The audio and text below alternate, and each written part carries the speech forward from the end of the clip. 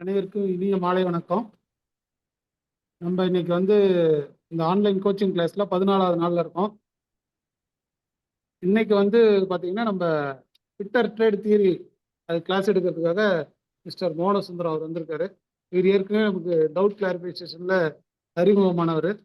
இன்னைக்கு நம்ம என்னென்ன சப்ஜெக்ட் கவர் பண்ண போறோம்னா கிரைண்டிங் வீல், அதோட சப் டாபிக்ஸ், அப்புறம் இன்டர்சேஞ்சபிலிட்டி. காலையிலேயே கொஞ்சம் பேர் லிமிட்டு ஃபிட்டு அதெல்லாம் வாட்ஸ்அப்ல மெசேஜ் பண்ணியிருந்தீங்க. அந்த டாபிக் இன்னைக்கு கவர் பண்ணுறோம்.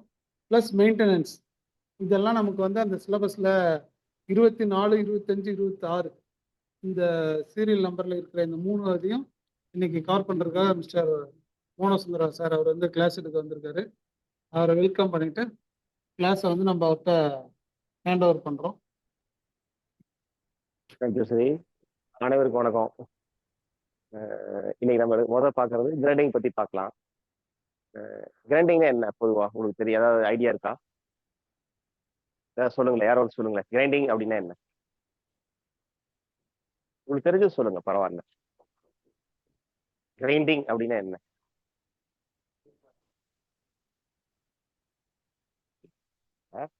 கிரைண்டிங்கிறது one of the metal removing process, finishing process இந்த மாதிரி சொல்லலாம். அதாவது கூர்மையான வெட்டு முனைகளை கொண்ட ஒரு அப்ரெசிவ்னு சொல்லுவோம். அதையெல்லாம் ஒரு வீலா மேனுஃபேக்சரிங் பண்ணி வேகமா ஓட விட்டு அதுல நம்ம ஜாப் மெட்டீரியலை வச்சு கொஞ்சம் கொஞ்சமா மெட்டீரியலை ரிமூவ் பண்ணி நமக்கு தேவையான அளவு கொண்டு வர்றது, இல்லை ஒரு ஃபினிஷிங் பண்றது, ஹை ஃபினிஷிங் பண்றது, இதெல்லாம் பண்ணக்கூடிய விஷயம் தான் கிரைண்டிங் பேர். இந்த கிரைண்டிங்ல பாத்தீங்கன்னா நிறைய டைப் இருக்கு. நம்ம எல்லா மெட்டீரியலுக்கும் எல்லாமே யூஸ் பண்ண முடியாது. அதை பத்தி கொஞ்சம் எலாபரேட்டா நம்ம பார்க்க போறோம். கிரைண்டிங்னா என்னன்னு உங்களுக்கு தெரியுதா? ஒரு ஓடிட்டு இருக்கிற ஒரு வீல்ல கொண்டு போயிட்டு நம்ம தேவையான ஜாப்பை வச்சு கொஞ்சம் கொஞ்சமா மெட்டலை ரிமூவ் பண்ணி நமக்கு தேவையான ஷேப், தேவையான சைஸ், தேவையான ஃபினிஷிங், ஹை ஃபினிஷிங் கொண்டு வரலாம் கிரைண்டிங். லேத்துலாம் பார்த்தீங்கன்னா ஒரு ஹை மைக்ரான் அளவுக்குலாம் நம்ம ட்ரூனஸோ ஃபினிஷிங்கோ கொண்டு வர முடியாது. ஆனால் கிரைண்டிங்ல கொண்டு வரலாம். கிரைண்டிங்கிறது one of the finishing operation, high finishing operation. அந்த என்ன சொல்றது, ஜாப்பே பார்த்தீங்கன்னா அவ்வளோ ஃபினிஷிங், ஹை ஃபினிஷிங் கொண்டு வரலாம். அந்த மாதிரியான ஒரு தான் கிரைண்டிங். இப்போ நம்ம ஃபர்ஸ்ட் பார்க்கக்கூடிய விஷயம் டைப் ஆஃப் கிரைண்டர். கிரைண்டர்லாம் பார்த்துருக்கீங்களா? ஷாப்ல ஃப்ளோர்ல பார்த்துருக்கீங்க. எந்த மாதிரி பார்த்துருக்கீங்க? ஆங்கிள் கிரைண்டர் பார்த்துருக்கீங்க, அப்புறம் பெட் கிரைண்டர் பார்த்துருக்கீங்க. தெரிஞ்ச சொல்லுங்க, ஒன்றும் பிரச்சனை இல்லை.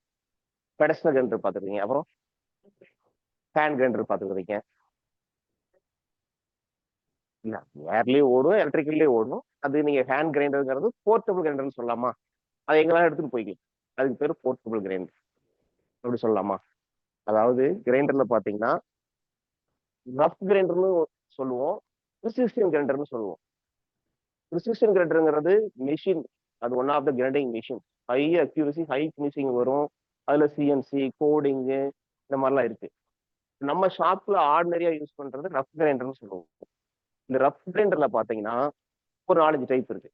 பெடஸ்டல் கிரைண்டர், அதாவது பெடஸ்டல் கிரைண்டர் எப்படி இருக்கும் அப்படின்னா, ஒரு பெடஸ்டல் ஃப்ளோர்ல ஃபிக்ஸ் பண்ணிருப்பாங்க.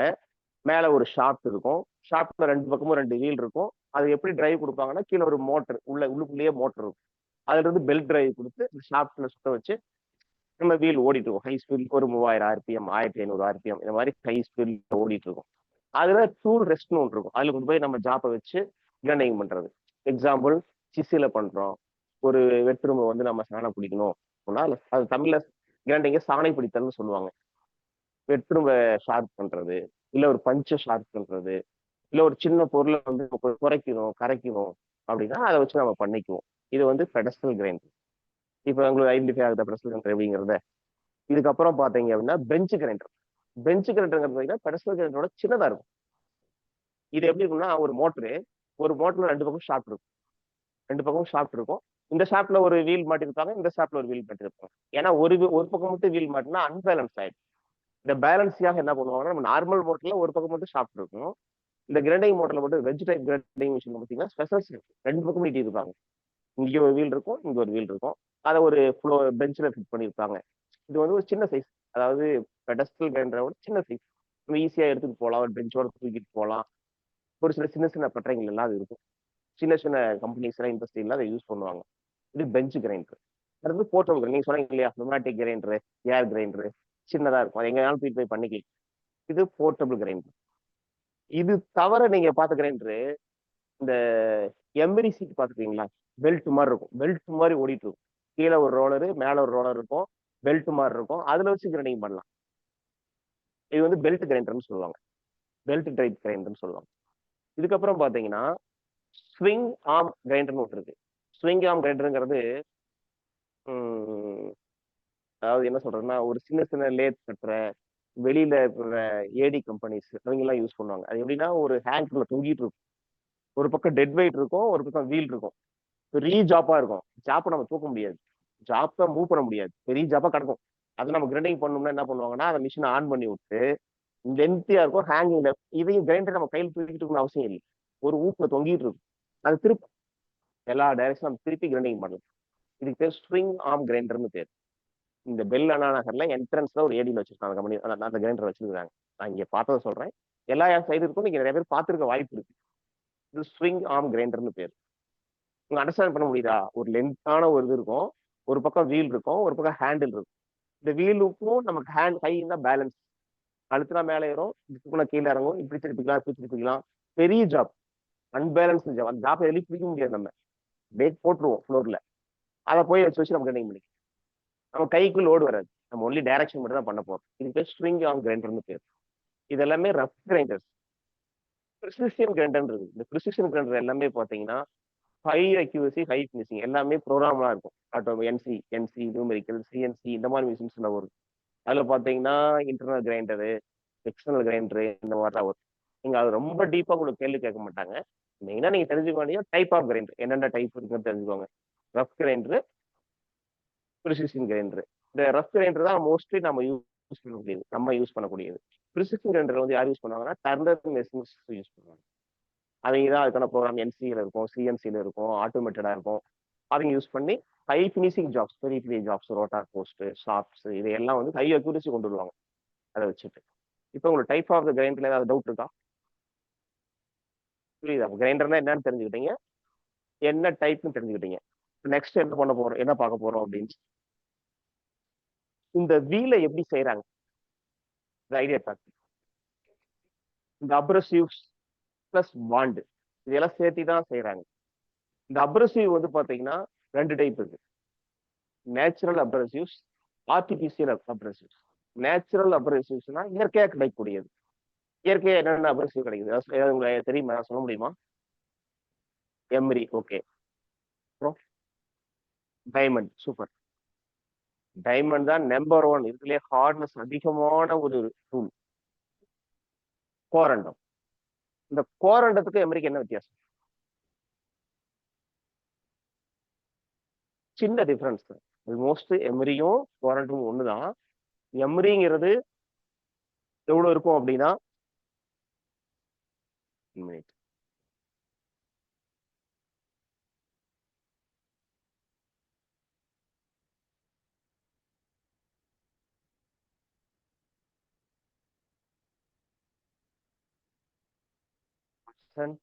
அலுமினியம் ஆக்சைடு இருக்கும், மீதி அயன் ஆக்சைடு.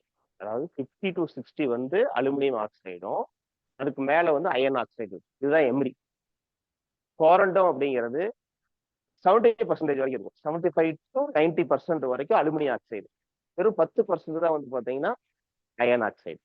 இதுதான் அந்த கோரண்டத்துக்கும் எம்ரிக்குள்ள வித்தியாசம். சப்போஸ் உங்களுக்கு வந்து கொஸ்டின் கேட்பீங்க, கோரண்டம் அப்படின்னு சொல்லிட்டு aluminium oxide percentage 75 to 90, 70 to 80 இந்த மாதிரி கேட்டீங்க. இப்படி கேட்டாங்க அப்படின்னா, நீங்க கோரண்டம் பத்தி கேட்டாங்க அப்படின்னா அதுல அலுமினியம் ஆக்சைடு பெர்சன்டேஜ் 75 to 90. எம்ரியில பாத்தீங்க அப்படின்னா 50 to 60 இது அலுமினியம் ஆக்சைடு பெர்சன்டேஜ். அப்புறம் இன்னொரு நேச்சுரல் அப்ரசிவ் ஒன்று இருக்கு, மெயின், அதாவது ஈஸியா விலை மலிவா கிடைக்கக்கூடியது. என்னன்னா சாண்ட் ஸ்டோனு, குவாட்ஸ் இதெல்லாம் வந்து பாத்தீங்கன்னா நேச்சுரல் அப்ரசிவ், இயற்கையா கிடைக்கக்கூடியது. இது மட்டும் இதையெல்லாம் வச்சுக்கிட்டு நம்ம ஒரு லிமிட் வரைக்கும் தான் கிரைண்டிங் பண்ண முடியும். நம்ம இன்னும் ஹை கிரைண்டிங் பண்ணணும், நிறைய மெட்டீரியல் எடுக்கணும் அப்படின்னா நம்ம ஆர்டிபிஷியலா போகணும், நம்ம தயாரிக்கணும், ரெடி பண்ணணும். அந்த ஆர்டிபிஷியல் அப்ரசிவ்ஸ் என்னன்னா அலுமினியம் ஆக்சைடு ஒன்று, சிலிக்கான் கார்பைடு ஒன்று. அலுமினியம் ஆக்சைடு, சிலிக்கான் கார்பைடு, இது ரெண்டு தான். இந்த அலுமினியம் ஆக்சைடு எப்படி செய்யறாங்கிறது ஒரு பாட்டு. அது பாத்தீங்கன்னா இப்ப அலுமினியத்துடைய ஓர் வந்து பாக்சைடு, அதை கோக்கெல்லாம் வச்சு எலக்ட்ரிக் ஃபர்னஸ்ல வச்சு ஒரு 700 டிகிரில ஹீட் பண்ணி மோல்ட் பண்ணி அதில் அலுமினியம் ஆக்சைடு வீல ரெடி பண்ணுவாங்க. இந்த அலுமினியம் அப்ரசிவ் பார்த்தீங்கன்னா ஹை டென்சில் ஸ்ட்ரென்த் கொண்ட மெட்டீரியல கிரைண்டிங் பண்ணலாம். வைப்ரேஷன் உள்ளதையும் கிரைண்டிங் பண்ணலாம். அப்ப என்ன அர்த்தம்னா ஹார்டான மெட்டீரியலா நம்ம கிரைண்டிங் பண்ணணும் அப்படின்னா அலுமினியம் ஆக்சைடு மீது அப்ரசிவ்ஸை யூஸ் பண்ணலாம். அதே மாதிரி சிலிக்கான் கார்பைடு. சிலிக்கான் கார்பைடுங்கிறது வேற ஒன்றும் இல்லை, சாதாரண மணல் சிலிக்கான். சிலிக்காவைய கோக் கூட சேர்த்தி அதுவும் எலக்ட்ரிக் ஃபர்னஸ்ல வச்சு சம்டைம்ஸ் வச்சு ஹீட் பண்ணி நம்ம உருவாக்குறது தான் வந்து சிலிக்கான் கார்பைடு. இது அலுமினியம் ஆக்சைடு ஸ்ட்ரென்த்தானா இல்லை, அதை விட கொஞ்சம் ஸ்ட்ரென்த் கம்மி. ஸோ இது என்னன்னா லோ டென்சைல் ஸ்ட்ரென்த்து பிளஸ் நான் ferrous metal, copper, aluminium, brass, இந்த மாதிரி இருக்கிறதெல்லாம் நம்ம கிரைண்டிங் பண்ணுவோம். இதுதான் சிலிக்கான் கார்பைடுக்கும் அலுமினியம் ஆக்சைடுக்கும் உள்ள வித்தியாசம். உங்களுக்கு கொஸ்டின்ல கூட கேட்கலாம், இப்ப ஹை டென்சில் ஸ்ட்ரென்த் உள்ளக்கூடிய மெட்டீரியல் கிரைண்டிங் பண்ணோம், நீங்க எந்த அப்ரசிவை செலக்ட் பண்ணுவீங்கன்னு கேட்டா அலுமினியம் ஆக்சைடு. நான் ஃபெரஸ் மெட்டலை கிரைண்டிங் பண்ணோம், அதுக்கு வந்து எந்த மெட்டீரியல் நீங்க செலக்ட் பண்ணுவீங்க அப்படின்னு கேட்டா சிலிக்கான் கார்பைடு அப்ரசிவ். இதுதான் அப்ரசிவ் பத்தின விஷயம். அப்ரசிவ் இதை மட்டும் தெரிஞ்சுக்கிட்டீங்கன்னா போதும். சிலிக்கான் கார்பைடுனா என்ன, எதுக்கு யூஸ் ஆகுது, அலுமினியம் ஆக்சைடுனா என்ன, எந்த மெட்டீரியல் கிரைண்டிங் பண்ண யூஸ் ஆகுது, இந்த அலுமினியம் ஆக்சைடு எப்படி செய்யறாங்க. ஒன்றும் இல்லை, அலுமினியம் ஆக்சைடுங்கிறது அலுமினியத்துடைய ஓர் வந்து பாக்சைடு. பாக்சைடு தாதை கொண்டு வந்து கூட வந்து பாத்தீங்கன்னா கொஞ்சம் கோக்கெல்லாம் வச்சு, கோக்குங்கிறது கறி, சாதாரண கறியை வச்சு எலக்ட்ரிக் ஃபர்னஸ்ல வச்சு ஹீட் பண்ணி தான் அந்த வீல்லாம் உருவாக்குறாங்க. அதை ஹார்டாக்குறாங்க. ஹார்டாக்கி வந்து ஒரு கண்ணுத்தன்மை கொண்டு வந்து அப்ரசிவா மாத்துறாங்க, வெட்டக்கூடிய ஒரு பொருளா மாத்துறாங்க. இதுதான் தயாரிக்கிற விஷயம். இந்த அப்ரசிவ் பத்தி இந்த விஷயம் நீங்க கிளியர் கட்டா தெரிஞ்சா போதும். இதுக்கு அடுத்தது பாத்தீங்கன்னா பாண்ட். இந்த அப்ரசிவ் எல்லாம் ஒட்டுறதுக்கு ஒரு பாண்ட் வேணும் இல்லையா, சும்மா அப்ரசிவ் நின்றாது. இந்த அப்ரசிவ் ஒட்டுறதுக்கு ஒரு பாண்ட் வேணும், அதாவது பேஸ்ட் வேணும். அது நிறைய டைப் இருக்கு. ஏதாவது தெரிஞ்ச பாண்ட் சொல்ல முடியுமா நீங்க? Vitrified bond, very good. Silicon bond, correct. Rubber bond, resinoid bond,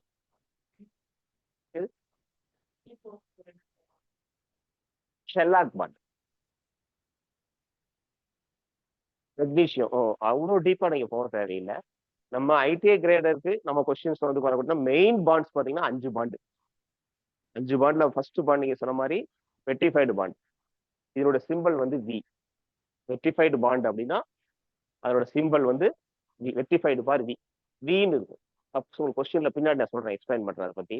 ஏன்னா வின்னு கொடுத்துட்டு எதை மென்ஷன் பண்ணுறதுன்னு கேட்போம். ஒரு கிரண்டைங்களுடைய ஒரு நம்பர்லாம் கொடுத்துருப்பாங்க, 7 நம்பர்லாம் கொடுத்துட்டு இதுல வி வந்து எதை குறிக்குதுன்னு கேட்பாங்க. வினா பாண்டுங்கிறது தெரியணும், வெட்டிஃபைடு பாண்டுங்கிறது தெரியும் வி. அதே மாதிரி பாத்தீங்கன்னா சிலிகேட் பாண்ட். சிலிகேட் பாண்ட்னா S, silicate means S, silicate bond. அதே மாதிரி எஸ்க்கு 2 இருக்கு. நீங்க எஸ்ன்னு போட்டா சிலிகேட் மட்டும் தெரிஞ்ச கூடாது, செல்லாக் பாண்டு இருக்கு. செல்லாக் பாண்டுக்கு எஸ் வராது, இ வரும். செல்லாக் பாண்டு சிலிகேட் பாண்ட் ரெண்டுமே எஸ்ல ஸ்டார்ட் ஆகும். பட் மென்ஷன் பண்ணது வந்து பாத்தீங்கன்னா சிலிகேட் பாண்டுக்கு எஸ்ன்னு மென்ஷன் பண்ணுவாங்க, ஷெல்லாக் பாண்டுக்கு ஈன்னு மென்ஷன் பண்ணுவோம். இதை நீங்க தெரிஞ்சு வச்சுக்கோங்க. ஷெல்லாக்கு ஈயும் சிலிகேட்டுக்கு எஸ்ஸும் வெட்ரிஃபைடு பாண்டுக்கு வியும். இதுக்கு தெளிவாயிட்டீங்களா? அடுத்தது ரப்பர் பாண்டு, ரெசினாய்டு பாண்டு, ரெண்டுமே ஆர்ல ஸ்டார்ட் ஆகுது. இப்போ எப்படி நம்ம சிம்பிள் கொடுக்குறது? ரெசினாய்டுக்கு டி யூஸ் பண்ணுவாங்க, ரப்பர் பாண்டுக்கு ஆர் யூஸ் பண்ணுவாங்க. இந்த சிம்பிள் வெரி வெரி இம்பார்ட்டன்ட். இது கேட்காத கொஸ்டினே கிடையாது. கன்ஃபார்மா ஒரு கொஸ்டின் உங்களுக்கு பாண்ட்ல வரக்கூடிய அந்த நட்டை பத்தி ஒரு இது வரும். அதை நீங்க தெளிவா தெரிஞ்சு வச்சுக்கோங்க. இந்த 5 தெரிஞ்சு வச்சீங்கன்னா போதும். அதெல்லாம் நீங்க சொன்ன மெக்னீசியம் சல்பேட் நிறைய பாண்ட் இருக்கு. இன்னைக்கெல்லாம் எவ்வளவு டெக்னாலஜி போயிடுச்சு, அவ்வளோ டீப்பாலாம் போக மாட்டாங்க, அது இன்ஜினியரிங் லெவல் போக வேண்டாம். இதை நீங்க தெளிவாக தெரிஞ்சுக்கிட்டாவே உங்களுக்கு போதுமான விஷயம். ஓகே, இப்போ இந்த பாண்ட் எப்படி தயாரிக்கிறாங்க என்ன, அதை பத்தி வேண்டாம், தேவையில்லை. அவ்வளோ நமக்கு போர்ஷன்ஸ் கிடையாது. நீங்க அது இந்த டைம்ல அதெல்லாம் வேஸ்ட் பண்ணிட்டு இருக்க வேண்டாம். 5 பாண்டு தெரிஞ்சுக்கோங்க, 5 பாண்டோட சிம்பிள் தெரிஞ்சுக்கோங்க, அப்ரசிவ் தெரிஞ்சுக்கோங்க. அதே மாதிரி அப்ரசிவ்க்கு பார்த்தீங்கன்னா அலுமினியம் ஆக்சைடு சொன்னோம், சிலிக்கான் கார்பைடு சொன்னோம். அதுக்கு சிம்பிள் தெரியுமா? Aluminium oxide A, very good. Silicon carbide C, super. இந்த letter very very important. Aluminium ஆக்சைடுக்கு ஏ, சிலிக்கான் கார்பைடு சி. இதை தெளிவா தெரிஞ்சு வச்சுக்கோங்க. இது கேட்காத கொஸ்டின்ஸே கிடையாது. கண்டிப்பா உங்களுக்கு கிரைண்டிங் சம்பந்தமா 3 மார்க் இல்ல 4 மார்க் கன்ஃபார்மா வரும். நீங்க ஒரு போர்ஷன் படிக்கிறீங்கன்னா அதை ஸ்ட்ராங்கா படிச்சுக்கோங்க. அதுல எந்த டவுட் இல்லாத மாதிரி போய்க்கோங்க. அடுத்த போர்ஷன் போங்க. Next போலாமா?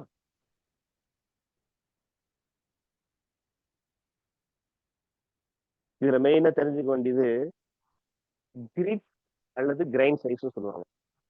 ஏன்னா நம்ம ஒரு வீல் கடையில வாங்குறோம், ஒரு என்ன சொல்றது கிரைண்டிங் வீல் வாங்குறோம் அப்படின்னா அந்த ஸ்பெசிஃபிகேஷன் நமக்கு தெரியணும். இது எப்படி அந்த பிரிக்கிறாங்க அப்படிங்கிறதுல ஒரு 3-4 பாயிண்ட் இருக்கு. அதாவது grit and grain size, grade, வீலோட கிரேடு, அதுக்கப்புறம் பாத்தீங்கன்னா வீலோட ஷேப்பு, வீலோட ஸ்ட்ரக்சரு, இந்த மாதிரிலாம் பாயிண்ட்ஸ் இருக்கு. இப்போ நமக்கு ஸ்ட்ரக்சர்னா என்ன, கிரிட் அல்லது கிரைன் சைஸ்னா என்ன, கிரேட்னா என்ன, இது ஏதாவது ஐடியா இருக்கா?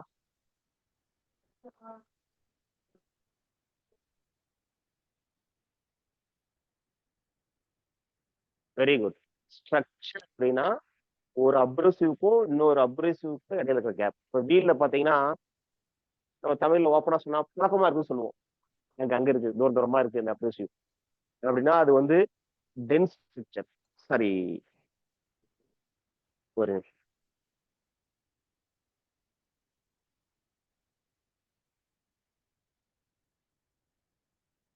இடைவெளி கம்மியா இருந்தா டென்ஸ், இடைவெளி அதிகமா இருந்தா ஓப்பன் ஸ்ட்ரக்சர்.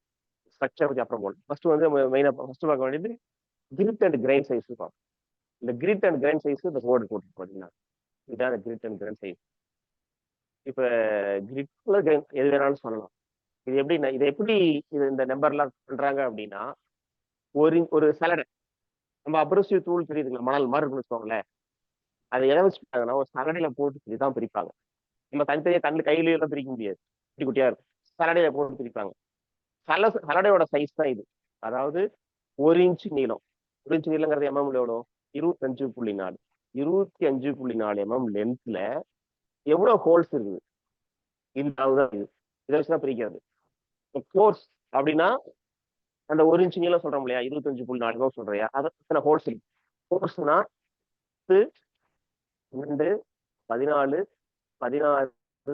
20, 24 இவ்வளவு ஹோல்ஸ் இருக்கு.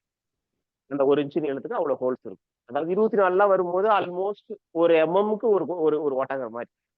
25.4 24 வரும்போதெல்லாம் பாத்தீங்கன்னா ஒரு எம்எம்க்கு ஒரு ஹோல் இருக்கு. நீங்க ஐடென்டிஃபை பண்ணிக்கலாம் சலடையோட அளவு. இதை வச்சுதான் கோர்ஸ் சைஸ் சொல்லணும். நம்பர் கொடுக்குறப்ப கோர்ஸ் சைஸ். அதே மாதிரி தான் மீடியம். மீடியம் பாத்தீங்கன்னா 30, 36, 46, 54, 60. இதுக்கெல்லாம் ஸ்டாண்டர்ட் இருக்கு. சும்மா கண்ணாப்பினான்னு சலடையில கொடுத்துட மாட்டாங்க. இதுதான் ஸ்டாண்டர்ட். இந்த இந்த கட்டம் உங்களுக்கு தெரியும். கொஸ்டினோட கேட்கல. 36 கொடுத்துட்டு இது வந்து கோர்ஸா, மீடியமா, ஃபைனா, வெரி ஃபைனான்னு கேட்பாங்க. இப்போ நீங்க என்ன எழுதுவீங்க? மீடியம் எழுதுவீங்க. இந்த மாதிரி ஆப்ஷன் கொடுக்கலாம், வாய்ப்பு இருக்கு. அதனால இந்த கட்டத்தை மெமரி பண்ணி வச்சுக்கோங்க. கோர்ஸ் வீல்னா ஈஸி தான். 12, 14, 16, 18 வராது, 22 வராது. இதான் இது இந்த 6 நம்பர் மெமரியில் வச்சுக்கோங்க. 12, 14, 16, 20, 24 கோர்ஸ் அப்படி. இதுவா ஃபைனா? ஃபைன் 70 இருக்குமா? இருக்கு இருக்கு. உங்களுக்கு அந்த டவுட் வந்து இருக்குன்னா நான் அடுத்த கிளாஸ்ல இன்னமும் பட்டா கிளாரிஃபை பண்ணிட்டு நான் சொல்றேன். ஏன்னா சப்போஸ் சம்டைம்ஸ் புக்ல கூட எரர் இருக்கலாம். நாங்க சொல்ற விஷயங்கள் சின்ன தவறுகள் இருக்கலாம். 100% கரெக்ட்னு சொல்ல முடியாது. அதை நம்ம சரி பண்ணி உங்களுக்கு அதை எக்ஸ்பிளைன் பண்ணுறோம். நீங்க டவுட் கேட்டுருக்கீங்க, இந்த டவுட் சரி பண்ணிக்கலாம். அடுத்தது மீடியம். இந்த மீடியம் சைஸ் பார்த்தீங்கன்னா 30, 36, 46. இதுவும் ஈஸி மெமரி வச்சுக்கிற மாதிரி தான் இருக்கு. 30க்கு அப்புறம் 36, 46, 54 இருக்குது. அவ்வளவுதான். ஃபைன் 70, 80, 90, 100, 110 வராது. 120, 120 அப்புறம் 150, 150 போயிடும். Very fine. இது அப்படி 220, 240, 280, 320, 400, 500, 600. இந்த சார்ட்டை கொஞ்சம் மெமரி பண்ணி வச்சுக்கோங்க. இது சம்பந்தமான எப்பவுமே இந்த நம்பர்ஸ் இந்த மாதிரி தான் சூஸ் பண்ணி கொஸ்டின் கேட்க முடியும். எழுதும் போது பாத்தீங்கன்னா என்ன சொல்றது, டோட்டலா நீங்க அப்ரோச் தான் சொல்லிடுவீங்க, பாண்டு தான் சொல்லிடுவீங்க. இந்த மாதிரி நம்பர்ஸை சூஸ் பண்ணி கேட்கும் போது நம்ம அதை மெமரியில் வச்சுக்கணும். அதான் டீப்ல போற விஷயம். இதை ஞாபகம் வச்சுக்கோங்க. இதுக்கு அடுத்தது வந்து பாத்தீங்கன்னா இப்போ வந்து நம்ம என்ன பார்த்துருக்கோம்னா கிரிட் அல்லது கிரைன் சைஸ் என்னன்னு பார்த்துட்டோம். அடுத்தது கிரேடு. கிரேடுங்கிறது பாத்தீங்கன்னா அப்ரசிவ் டூலோடைய பலத்தை பத்தி சொல்றது இல்லை, எவ்வளோ ஸ்ட்ரென்த்தா பிணைக்கப்பட்டுள்ளது. அப்ரசிவ் வந்து ஸ்ட்ரென்த்தா இருக்குதாங்கிறது மேட்டர் இல்லை. அந்த அப்ரசிவ்ஸை வந்து எவ்வளவு ஸ்ட்ரென்த்தா பிணைக்கிட்டு இருக்காங்க அப்படிங்கிறத வச்சுதான் வந்து கிரேட் பிரிக்கிறாங்க. இந்த கிரேட்ல பாத்தீங்கன்னா 3 டைப் வீல் இருக்கு. Soft, medium, hard. இது எழுதி போட்டுருமா?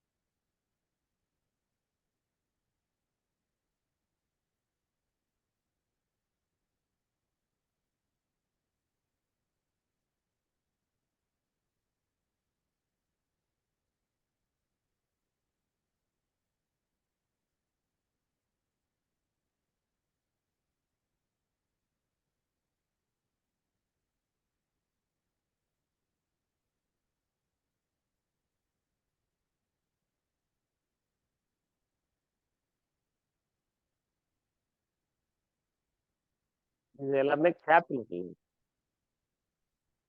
லெட்டர்ல வரும். சாஃப்ட் அப்படின்னா A2H. ஏல இருந்து ஹெச்.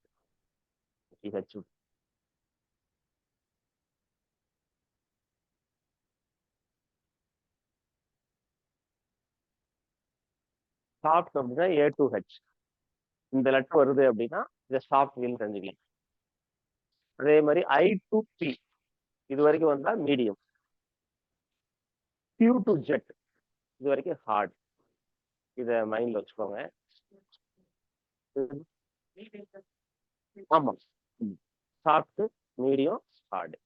இது எதை பத்தி சொல்றதுன்னா அப்ரசிவோட ஹார்ட்னஸ் கிடையாது, இந்த கிரைண்டிங் வீலோட ஸ்ட்ரென்த். இதை வச்சுதான் வந்து கிரேடு போயிட்டாங்க. இது என்ன கிரேடு வீலு? ரொம்ப ஹார்டான வீலு அப்படின்னா Q2Z. மீடியமான வீல் அப்படின்னா A2P. சாஃப்டான வீல் அப்படின்னா A2H. இப்போ நம்ம உங்களுக்கு கிரிட் சைஸ் கிரைன் சைஸ் என்னன்னு தெரியுது, கிரேடு தெரியுது. இது வெரி வெரி இது தெரிஞ்சாதான் அடுத்து நீங்க என்ன வீலுங்கிற ஸ்பெசிஃபிகேஷன் தெரியுது. ஒரு லெட்டர் மாதிரி கொடுப்பாங்க, ஒரு நம்பர் போட்டிருப்பாங்க, ஹெச் கொடுத்துருப்பாங்க, ஏ கொடுத்துருப்பாங்க, ஒரு நம்பர் கொடுத்துருப்பாங்க. கடைசி இந்த வி என்ன குறிக்குது, எஸ் என்ன குறிக்குது, இந்த நம்பர் என்ன குறிக்குதுன்னு கேட்பாங்க. அதை பின்னாடி பாடி எழுதி போறோம் முடிச்சுக்கிட்டு. இதை பத்தி நீங்க டீப்பா தெரிஞ்சுக்கோங்க. கிரேட், இந்த 3 கிரேட் என்னங்கிறது தெரிஞ்சிருச்சு. ஓகேங்களா? இது வந்து அப்ரசிவோட ஸ்ட்ரென்த் கிடையாது, நல்லா தெரிஞ்சுக்கோங்க. வீலோட ஸ்ட்ரென்த். அடுத்தது ஸ்ட்ரக்சர். ஸ்ட்ரக்சர் பத்தி நீங்களே சொன்னீங்க. அப்ரசிவ் டூல் வந்து எவ்வளவு நெருக்கமா இருக்குது, இல்ல எவ்வளவு தூரமா இருக்குது, அதை வச்சு 2 டைப்பா பிரிக்கிறாங்க. Dense structure, open structure. இந்த டென்ஸ் ஸ்ட்ரக்சர், ஓப்பன் ஸ்ட்ரக்சர் நம்பர்ல தான் கொடுக்குறாங்க. நம்பர்ஸ், அந்த நம்பர் எழுதிக்கோங்க.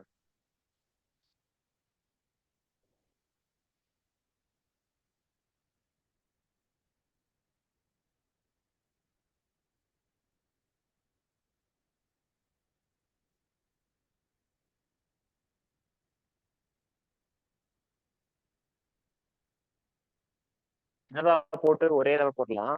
ஆன்லைன்ல இருக்கிறவங்களுக்கு விசிபிளா தெரியாது, அதனால அழிச்சு எழுதுற மாதிரி இருக்கு.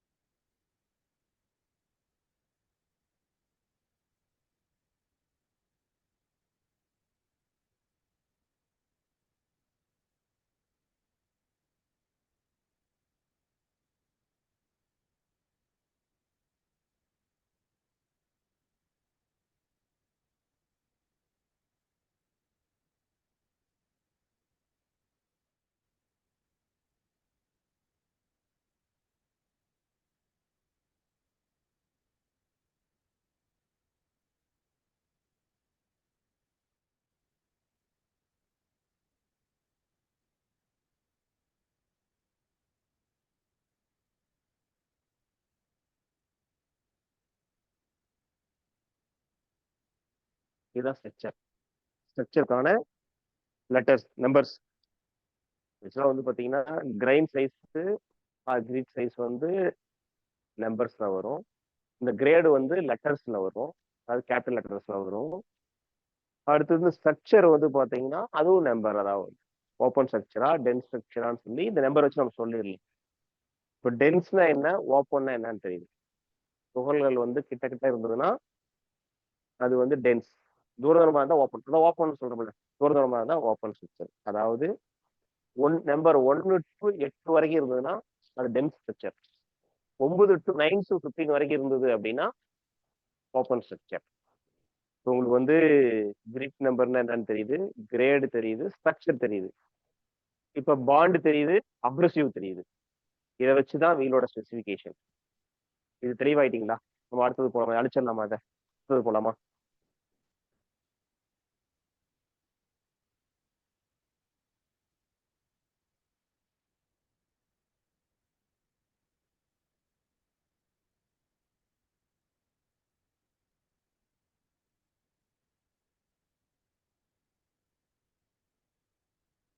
இப்ப நம்ம ஒரு வீலோட ஸ்பெசிபிகேஷன் கொடுத்துறேன்.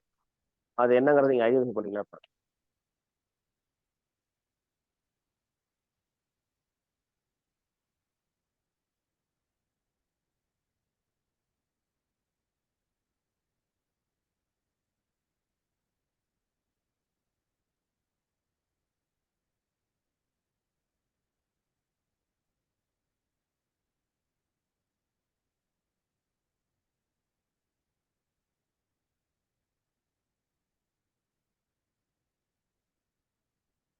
போர்டு தெரியுதா ஃபுல்லா? இந்த மாதிரி கொடுத்துருப்பாங்க. இந்த மாதிரி கொடுத்துட்டு உங்களுக்கு என்ன கேள்வி கேட்பாங்கன்னா, இந்த ஏவுக்கு என்ன மீனிங் கேட்பாங்க. அதை சொல்ல முடியுமா? தெரியுமா? ஃபர்ஸ்ட் வர்றது வந்து பாத்தீங்கன்னா அப்ரசிவ் டைப். இது வந்து அப்ரசிவ் டைப். இந்த நம்பர் வந்து பாத்தீங்கன்னா ப்ரீஃபிக்ஸ்னு சொல்லுவாங்க. ஒவ்வொரு கம்பெனிக்காரங்களும் அவங்க வச்சுக்கிறது. நம்ம எவ்வளவு தயாரிக்கிறோம், அவங்க ஒரு கோடு வச்சிருக்காங்க ஒவ்வொரு கம்பெனிக்கும். இதை பத்தி பெருசா கேட்க மாட்டாங்க, இதையும் கேட்க மாட்டாங்க. இது ரெண்டுமே வந்து அந்த ஸ்டீல் தயாரிக்கிற கம்பெனி சம்பந்தப்பட்ட விஷயங்கள். இதை பத்தி நமக்கு தேவையில்லை. எந்த நம்பர் கொடுத்தாலும் கம்பெனிக்கார அவரோட ஐடென்டி கார்டு வச்சிருக்கு, நமக்கு தேவையில்லை. நம்ம தெரிஞ்சுக்க வேண்டிய விஷயம் இந்த 4 விஷயம் தான். 1 2 3 4 5. சாரி 5. இந்த 5 விஷயமும் என்னென்னங்கிறத நம்ம தெரிஞ்சுக்கணும். இந்த 5 விஷயம் என்னென்ன தெரிஞ்சா நம்ம என்னங்கிற சொல்லலாம். இப்போ ஏவுக்கு நீங்க சொன்னீங்க அலுமினியம் ஆக்சைடு. இது வந்து அப்ரசிவ் பத்தின விஷயம் ஃபர்ஸ்ட் வர்றது. இது வந்து அலுமினியம் ஆக்சைடு. வேற என்ன சொல்லலாம்? இது ஏவுக்கு பதிலாக வேற என்ன வரும்? சி வரும். சியும் வரல. சி வந்து சிலிக்கான் கார்பைடு.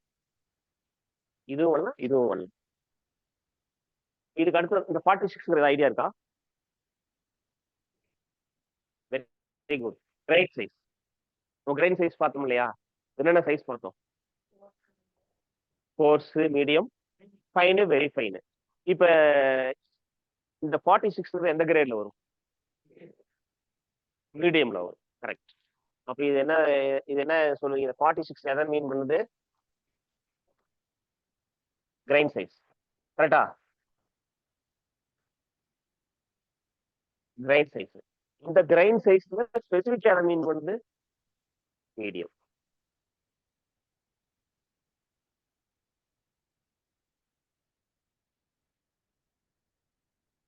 சப்போஸ் 10 கொடுத்தாங்க, என்ன சொல்லுவீங்க?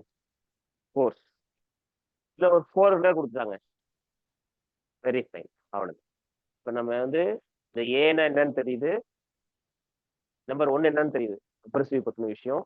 நம்பர் 2 இது வந்து என்னங்கிறது தெரியுது உங்களுக்கு, ஸ்ட்ரக்சர் பத்தின விஷயம். ஸ்ட்ரக்சர் இல்ல, சாரி, கிரைன் சைஸ் பத்தின விஷயம். இது எல். எல் என்ன? கிரேட். நம்ம கிரேடை பத்தி பார்த்தோம். கேபிட்டல் லெட்டர்ஸ் தான் வரும். என்னென்ன கிரேட் பார்த்தோம்? சாஃப்ட், மீடியம், ஹார்டுன்னு பார்த்தோம். 3 கிரேட் இருக்கு. இப்போ இது எல்லுங்கிறது எதை குறிக்குது? இதை அடிச்சுட்டா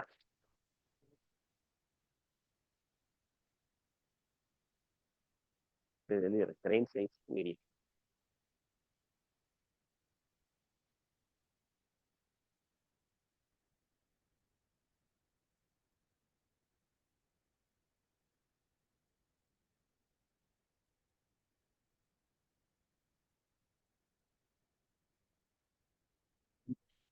சொல்லுங்க. கிரேட். இந்த கிரேட்ல எல்லுங்கிறது மீடியம்.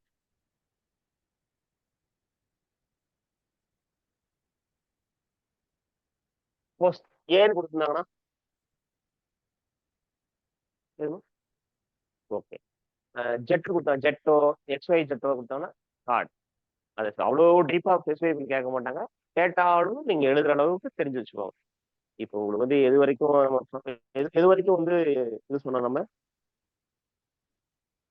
சாஃப்ட்டுக்கு A2H. A2H வரைக்கும் வந்ததுன்னா சாஃப்ட். அடுத்தது பார்த்தீங்கன்னா I2T வரைக்கும் வந்ததுன்னா மீடியம். அதே மாதிரி Q2Z வரைக்கும் வந்ததுன்னா ஹார்டு. இந்த ஹார்டு நீங்க கிரேடுன்னு தெரிஞ்சுக்கணும். இது வந்து சாஃப்டா மீடியமா ஹார்டானு தெரிஞ்சுக்கணும். இது ரெண்டு விஷயத்தையும் தெரிஞ்சு வச்சுக்கோங்க. இப்போ அடுத்தது வந்து பார்த்தீங்கன்னா நம்ம பார்க்க வேண்டிய விஷயம் என்னது? 4வது விஷயம் 6. 6ன்னா என்ன? 6னா ஸ்ட்ரக்சர். இங்க மேல எழுதிட்டோம்னா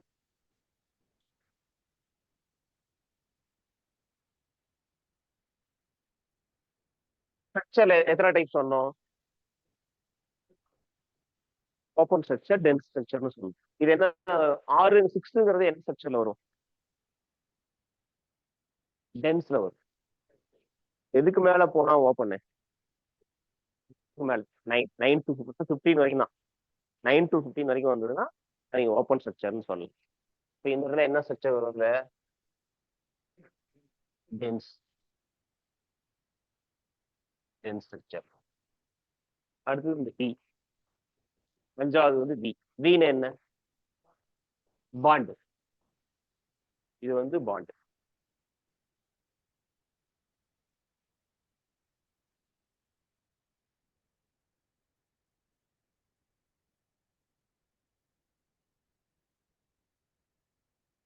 பாண்ட் வீணா வெற்றிஃபை.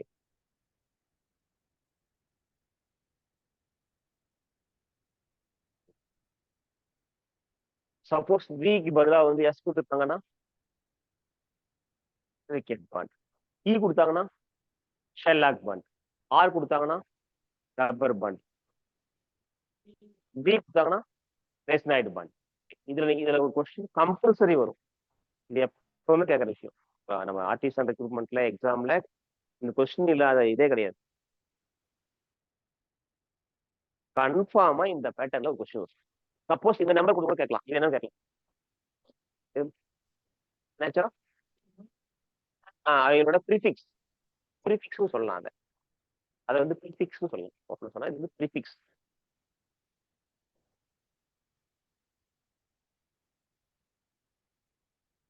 ப்ரீஃபிக்ஸ்னா வந்து தலை, சஃபிக்ஸ்னா வால்யூ. வேற ஒன்றும் இல்லை. அவங்களோட ஐடென்டிட்டிக்காக வச்சிருக்கோம். ஏன்னா எந்த ஒரு கம்பெனி வந்து எத்தனை தயாரிச்சிருக்கோம், எந்த வருஷம் கூட போடுவான்.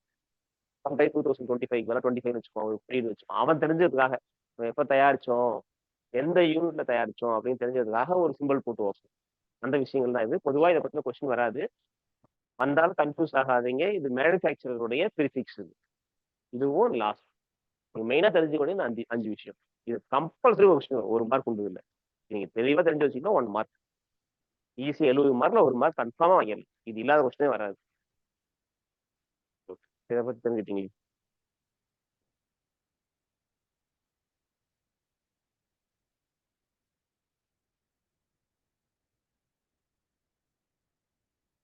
அடுத்த விஷயம் கிரேடிங் இல்ல கிளாசிங் லோடிங் கேள்விப்பட்டிருக்கீங்களா? கிளாசிங்னா என்ன?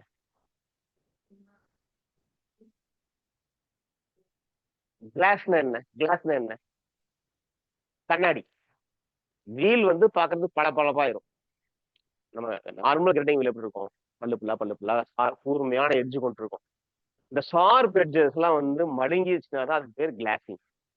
அதை கிளாசிங்னு சொல்லுவாங்க. அந்த அந்த கிளாசிங் ஏன் அந்த மாதிரி ஆகுது? கிளாசிங் ஆகிறதுக்கான ரீசன் என்ன? பொதுவா வந்து எந்த ஒரு கிரைண்டிங் வீலும் கிளாசிங் ஆகக்கூடாது. கிளாசிங் ஆயிடுச்சுன்னா என்ன ஆகும்னா வெட்டாது, மெட்டீரியல் எடுக்காது, உங்களுக்கு யூஸ் இல்லாம போயிடும். அப்படி ஆவறதுக்கு என்ன காரணம்?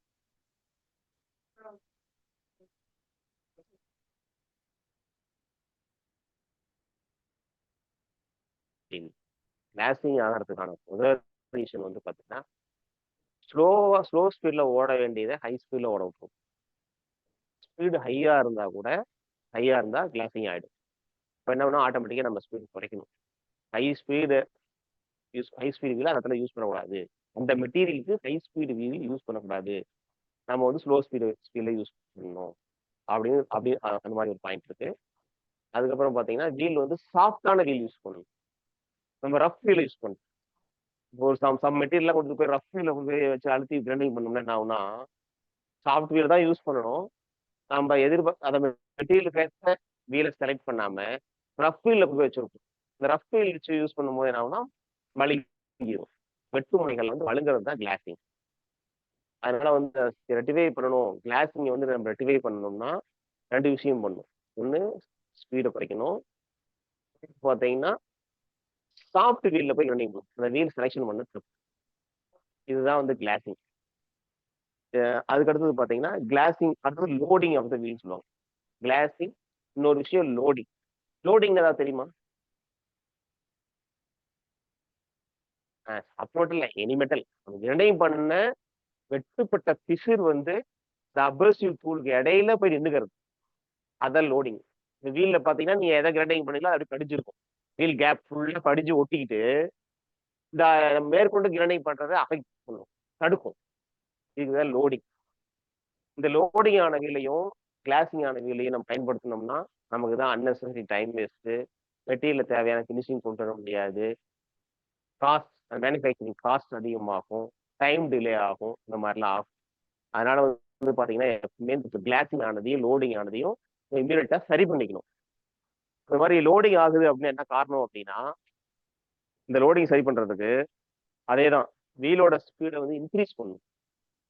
கிளாசிங் ஆகிறதுக்கு எப்படி வீலோட ஸ்பீடை குறைச்சோமோ, இந்த லோடிங் ஆகும் போது என்னன்னா வீலோட ஸ்பீடு 10ல ஸ்பீடு கம்மியா ஓடுது. அதனாலதான் வெட்டப்பட்ட பிசுல ஒட்டிக்குது. அதனால வீலோட ஸ்பீடை இன்க்ரீஸ் பண்ணணும். அப்புறம் சாஃப்ட் வீலை யூஸ் பண்ணணும், இன்னும் சாஃப்ட் வீலை யூஸ் பண்ணணும். இப்படி பண்ணும்போது நம்ம லோடிங் அவாய்ட் பண்ணலாம். கிளாசிங் எப்படி அவாய்ட் பண்றோம், கிளாசிங்னா என்ன, லோடிங்னா என்ன, இதை ஏன் வருது, எப்படி அவாய்ட் பண்ணணும், இந்த விஷயம் தெரிஞ்சுக்கிட்டீங்களா? ஓகே. இதுக்கு மேல வந்து நம்ம இதையும் மீறி பண்ற விஷயம் இந்த ட்ரெஸ்ஸிங் அண்ட் ட்ரூயிங் ரெண்டு விஷயம் இருக்கு. அதாவது ட்ரெஸ்ஸிங் அப்படிங்கிறது எப்படின்னா, இந்த மாதிரி கிளாசிங் ஆயிடுச்சு இல்ல லோடிங் ஆயிடுச்சு, இதை எப்படி சரி பண்ணுவீங்க? ஏதாவது பார்த்துருக்கீங்களா? கிரைண்டிங் வீல சரி பண்ணதை பார்த்துருக்கீங்களா? உடனே அந்த வீல தூக்கி போட்டுற முடியாது, திரும்ப யூஸ் ட்ரெஸ்ஸர், வீல் ட்ரெஸ்ஸர்னு ஒன்று இருக்கு. அது வந்து ஹார்டு ஸ்டீல்ல பல்லு பல்லா வெட்டியிருப்பாங்க. அதை வச்சு டூல் ட்ரெஸ்ல வச்சு வீலை ஓட விட்டு பிடிச்சோம்னா அது என்னன்னா அந்த வழுங்கி போன அப்ரசிவ்ஸை, லோடிங் ஆன பீஸை அதெல்லாம் வெளியே எடுத்துட்டு நமக்கு வீலை வந்து நல்ல ஒரு குட் கண்டிஷன் கொண்டு வந்துடும். இதுதான் ட்ரெஸ்ஸிங்னு பேர். அது வந்து டைமண்ட் கட்டும் இருக்கு, இந்த ஹார்டு வீலும் இருக்கு, பல்லு பல்லா வெட்டின ஹார்டு வீலும் வச்சு ட்ரெஸ்ஸை வச்சும் பண்ணலாம். டைமண்ட் பாயிண்ட் இருக்கு, டைமண்ட் வந்து இதுலயே ஹார்ட்னஸ் அதிகம். டைமண்ட் டிப்பை வச்சும் நம்ம கிளீன் பண்ணிக்கலாம். டூல் ட்ரெஸ்ல அப்படி முன்ன ஊற விட்டுட்டு அந்த பக்கம் முன்ன பின்ன தள்ளி கிளீன் பண்ணி நம்ம வீலை வந்து சரி பண்ணிக்கலாம். இந்த 2 விஷயம் தான் வந்து dressing and proving. Diamond point வச்சு பண்றது, ட்ரெஸ்ஸிங் வீலை வச்சு பண்றது. இதுக்கப்புறம் பாத்தீங்கன்னா கிரைண்டிங் வீலோட பேலன்சிங்கிறது வெரி வெரி இம்பார்ட்டன்ட். இப்ப அன்பேலன்ஸ் வீலை வந்து நம்ம ஓட விட்டா என்ன நடக்கும்? பேலன்ஸ் தான் என்ன ஃபர்ஸ்ட்? ட்ரூவா சுத்தணும், அவுட் அடிக்கூடாது. ஏன் அவுட் அடிக்கும், என்ன காரணம்? அதாவது ஷாஃப்ட் பெண்ட் ஆயிருக்கலாம், இல்ல போர் லூஸ் ஆயிருந்திருக்கலாம். இதையும் மீறி இன்னொரு விஷயம் இருக்கு, வீலோட வெயிட் வந்து எல்லா பக்கமும் ஈக்குவலா இருக்கும். ஒரு இடத்துல அதிகமான வெயிட் இருக்கும், ஒரு இடத்துல வெயிட் கம்மியா இருக்கும். நம்ம வீல் தயாரிக்கும் போது எல்லா இடத்துலயும் ஈவனா வெயிட் இருக்கணும், அப்பதான் பேலன்ஸ் ஆகும். ஒரு இடத்துல வெயிட் ஆகும், ஒரு இடத்துல வெயிட் கம்மியா இருந்தா என்ன ஆகும்னா அன்பேலன்ஸ் ஆகும். இந்த அன்பேலன்ஸ் வீல் வந்து ஆக்சிடென்ட் உருவாகும். இரண்டையும் வீல் எவ்வளவு வேகம் தெரியும், கிரைண்டிங் வேலை செய்யறது எவ்வளவு ரிஸ்க்னு தெரியும். ஏன்னா கண்ணாடி போட்டுக்கணும், ஆப்ரான் கட்டிக்கணும், கிளவுஸ் போடக்கூடாது. கிரைண்டிங் பண்ணும்போது கிளவுஸ் போடக்கூடாது தெரியுமா? போய் பெடஸ் உள்ள வச்சு மாட்டுச்சுன்னா கை காலி. இந்த மாதிரி இன்சிடென்ட் இண்டஸ்ட்ரியில் நிறைய நடந்திருக்கு. ட்ரில்லிங் பண்ணும்போதும் கிரைண்டிங் பண்ணும்போது கிளவுஸ் போடக்கூடாது. ட்ரில்லிங் பண்ணும்போது கிளவுஸ் போட்டாலும் அந்த சிப் வந்து பட்டு இழுத்து கை நரம்போட பிச்சிருக்கு. அந்த மாதிரி இன்சிடென்ட்லாம் வந்து திருச்சி நூட்ல நடந்திருக்கு. ஒரு அப்ரண்டிஸ் பொண்ணுக்கு அது மாதிரி நடந்திருக்கு. நடந்து இப்போ இங்க ஆக்சிடென்ட் ஆயிட்டு இப்போ எம்ப்ளாய் ஆயிட்டாங்க. அங்க ஆக்சிடென்ட் நடந்ததுனால இப்போ எம்ப்ளாயா ஒர்க் பண்றாங்க. அந்த மாதிரி இன்சிடென்ட்லாம் நடந்திருக்கு. அதனால ஓகே, நம்ம அது சேஃப்டி இதில் போய்க்குவோம். இப்போ நம்ம வந்து wheel balance, wheel balancing very very important. இப்போ நம்ம எப்படி வீல் பேலன்ஸ் பண்ணலாம்? ஏதாவது ஐடியா இருக்கா உங்களுக்கு?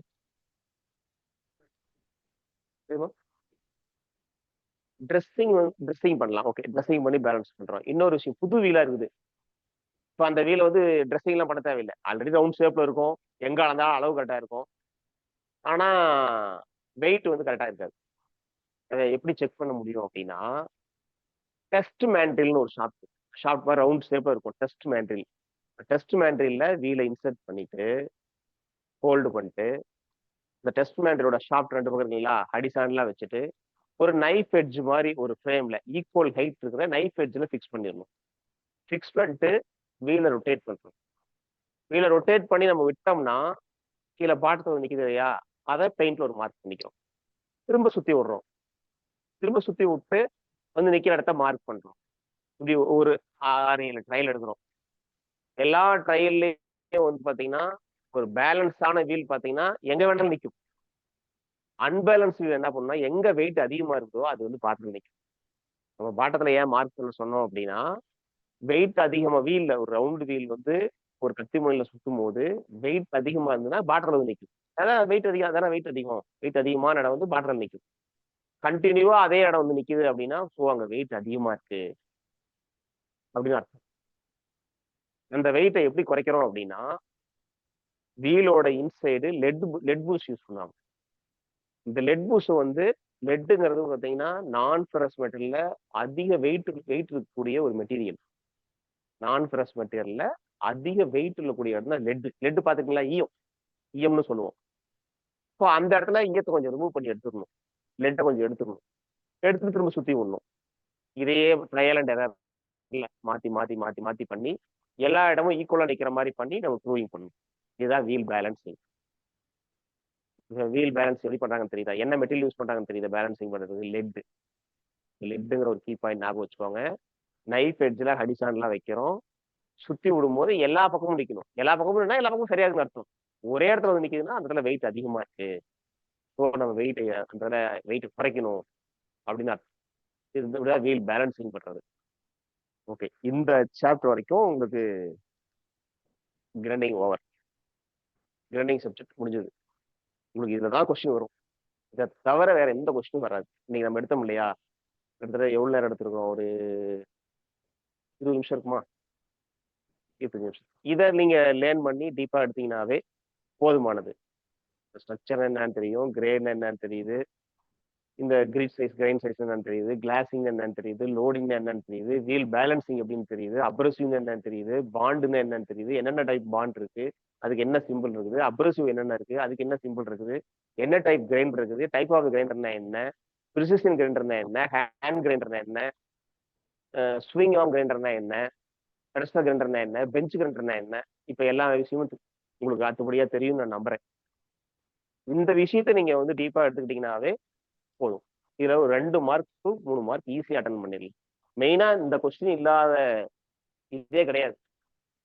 கன்ஃபார்மா ஒரு மார்க் உண்டு. இதை நீங்க ஃபுல்லா டீப்பா வாட்ச் பண்ணீங்கன்னா ஒரு மார்க் உண்டு. இரண்டையும் யூனிட் முடிஞ்சது. இதுக்கு அடுத்தது பாத்தீங்கன்னா நம்ம என்ன பார்க்க போறோம் அப்படின்னா, இந்த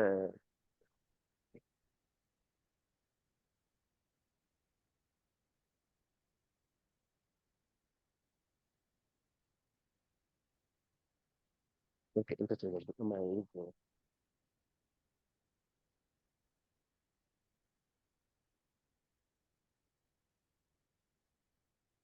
அடுத்தது நம்ம லிமிட் ஃபிட். இது ஒரு முக்கியமான சாப்டர். அதுல ஃபர்ஸ்ட் நம்ம லிமிட்டுக்கு அப்புறம் போவோம். அதுக்கு முன்னாடி முக்கியமான இன்னொரு வேர்ட் இருக்கு, இன்டர்சேஞ்சபிலிட்டி. இன்டர்சேஞ்சபிலிட்டினா என்ன, எனக்கு ஐடியா இருக்கா? இன்டர்சேஞ்சபிலிட்டி பரிமாற்றம்னா எப்படி?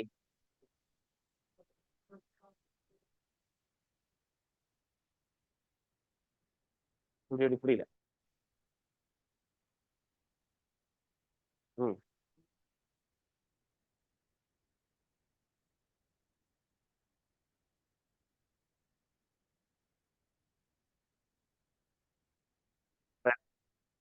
நீங்க பைக் வச்சிருக்கீங்க, இல்ல சைக்கிள் வச்சிருக்கீங்க, இல்ல கார் வச்சிருக்கீங்க. ஒரு பார்ட், ஒரு நட்டு மிஸ் ஆயிடுச்சு. வழியில போயிட்டு இருக்கிறீங்க. நட்டு மிஸ் ஆன உடனே நம்ம அப்படியே நட்டு போடாம வண்டி ஓட்ட முடியுமா? எக்ஸாம்பிள் ஒரு M16 M18 ஒரு நட்டு தேவை, ஒரு M20 நட்டோ தேவை. லோக்கல் ஷாப்ல வாங்கிக்குவோம். எனக்கு வந்து இந்த கார் வீலோட நட்டு போயிடுச்சுங்க, ஒரு நட்டு கொடுங்க வாங்கிக்குவோம். வாங்கி போட்டா மேட்ச் ஆயிடும். எப்படி மேட்ச் ஆகுது? கடைக்காரன் தெரியுமா இவர் வச்சிருக்க காலுக்கு வச்சிருக்க காருக்கு இந்த நட்டு தான் வச்சிருப்பாரு, இதான் சூட் ஆகும் தெரியுமா அவனுக்கு? ஒரு ஸ்டாண்டர்ட் அதுக்கு பேர் இன்டர்சேஞ்சபிலிட்டி. இன்டர்சேஞ்சபிலிட்டிங்கிறது ஒரு மாஸ் ப்ரொடக்ஷனுக்காக கொண்டு வரப்பட்ட விஷயங்கள். அதாவது நம்ம இந்தியா ஃபுல்லா வந்து எங்க போய் எந்த ஒரு பொருள் வாங்கினாலும் ஒரு ஒரு எக்ஸாம்பிள் போல்ட் நட்டு. M16 போல்ட்டுக்கு வந்து நட்டு இல்லை, மிஸ் ஆயிடுச்சு. நட்டு வேணும், எங்க வாங்கி போட்டாலும் மேட்ச் ஆகும். நம்ம வேலூர்ல தான் வாங்கினேன், நம்ம பெங்களூர்ல வாங்கும்போது வேற மாறி இருக்கு, அது ஏறல அப்படின்னு சொல்ல முடியாது. M16 நட்டு கொடுன்னு எங்க போய் கேட்டாலும் வாங்கி போட்டா ஏறி. இதுதான் இன்டர்சேஞ்சபிலிட்டி. அதுக்காக உருவாக்குனது தான் இன்டர்சேஞ்சபிலிட்டி. இந்த இன்டர்சேஞ்சபிலிட்டி எப்படி பாசிபிள் அப்படின்னா, அதுக்கு சம் லிமிட் கொடுத்துட்டாங்க. லிமிட்னா என்ன தெரியுதா? லிமிட் அப்படின்னா என்ன? லிமிட்டுங்கிற வார்த்தைக்கு என்ன அர்த்தம்?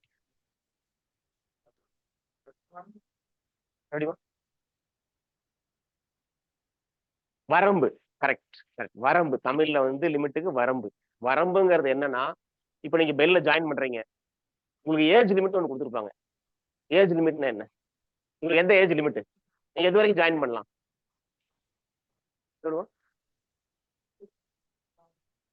இல்ல நீங்க நார்மல் எக்ஸ்ட்ரீம் லெவல் போக வேண்டாம். நார்மலா உங்களுக்கு என்ன ஏஜ் லிமிட் வரைக்கும் ஜாயின் பண்ணலாம். ஸ்பெஷல் கேட்டகரி 30 வயசு வரைக்கும் ஜாயின் பண்ணலாம், இல்ல 32 வரைக்கும் ஜாயின் பண்ணலாம். அது நம்ம கேட்டகரி வைஸ் சொல்லியிருப்பாங்க. இந்த 30ங்கிறத வரம்பு. 31ல போய் ஜாயின் பண்ண முடியுமா, இல்ல 40ல ஜாயின் பண்ண முடியுமா? லிமிட். அதான் அந்த ஏஜ் லிமிட். அது மாதிரி நம்ம தயாரிக்கிற பொருளுக்கு ஒரு லிமிட் இருக்கு. அதாவது ஒரு மாஸ் ப்ரொடக்ஷன்ல ஒரு குண்டூசி செய்யறோம், ஒரு போல்ட் செய்யறோம், நட்டு செய்யறோம்னா 100% ஒரே மாதிரி செய்ய முடியாது. நம்ம தயாரிக்கிற நட்டு, போல்ட்டு, ஒரு பின்னு, ஒரு பென்னு, ஆணி, எதுவா இருந்தாலும் நிறைய மாஸ் ப்ரொடக்ஷன் பண்றோம் அப்படின்னா 100% இது அதுவும் ஒரே மாதிரி இருக்குமான்னு இருக்காது. இருக்கவே இருக்காது. சின்ன வித்தியாசம் இருக்கும், சின்ன மைனூட் வித்தியாசம் இருக்கும். ஏன் அப்படின்னா ஒரே மாதிரி தயாரிக்கணும்னா ஒரே மாதிரி வேணும், எனக்கு அச்சல் அதே மாதிரி இருக்கணும் அப்படின்னா பண்ணலாம். ரொம்ப லேட் ஆகும், நிறைய மெட்டீரியல் செலவாகும், ரிஜெக்ட் ஆகும். மயசப்பட்டு தூக்கி போட்டு வேற செய்யணும். மெட்டீரியல் நிறைய செலவாகும், டைம் வேஸ்ட் ஆகும், ஆப்ரேட்டரோட ஸ்கில் ஸ்பாயில் ஆகும், டிலே ஆகும். இதையெல்லாம் கருத்துல கொண்டுதான் எந்த ஒரு பொருள் செஞ்சாலும் ஒரு லிமிட் கொடுப்பாங்க. இதுக்குள்ள இருந்துக்கலாம். நீ இவ்வளவு இருக்கிறியா, நீ இப்ப 20 mm 20 mm ஒரு டயாவில ஒரு பின்னு செய்யணும் அப்படின்னா அந்த ஆப்ரேட்டருக்கு கொடுக்கக்கூடிய சலுகை, அதுதான் லிமிட். 20ங்கிறது 20.2 இருக்கலாம், இல்ல கொஞ்சம் கம்மியா இருக்கலாம், 19.8 இருக்கலாம். இது கொடுக்குறோம் இல்லையா, இந்த தான் லிமிட். இதுக்கு பேர் தான் வரைமுறை லிமிட். லிமிட் என்னன்னு உங்களுக்கு தெரியுதா? நம்ம இப்ப இன்டர்சேஞ்சபிலிட்டி தான் என்னன்னு தெரியுது, இன்டர்சேஞ்ச் என்ன அப்படின்னா என்னன்னு தெரியுது, லிமிட்னா என்னன்னு தெரியுது.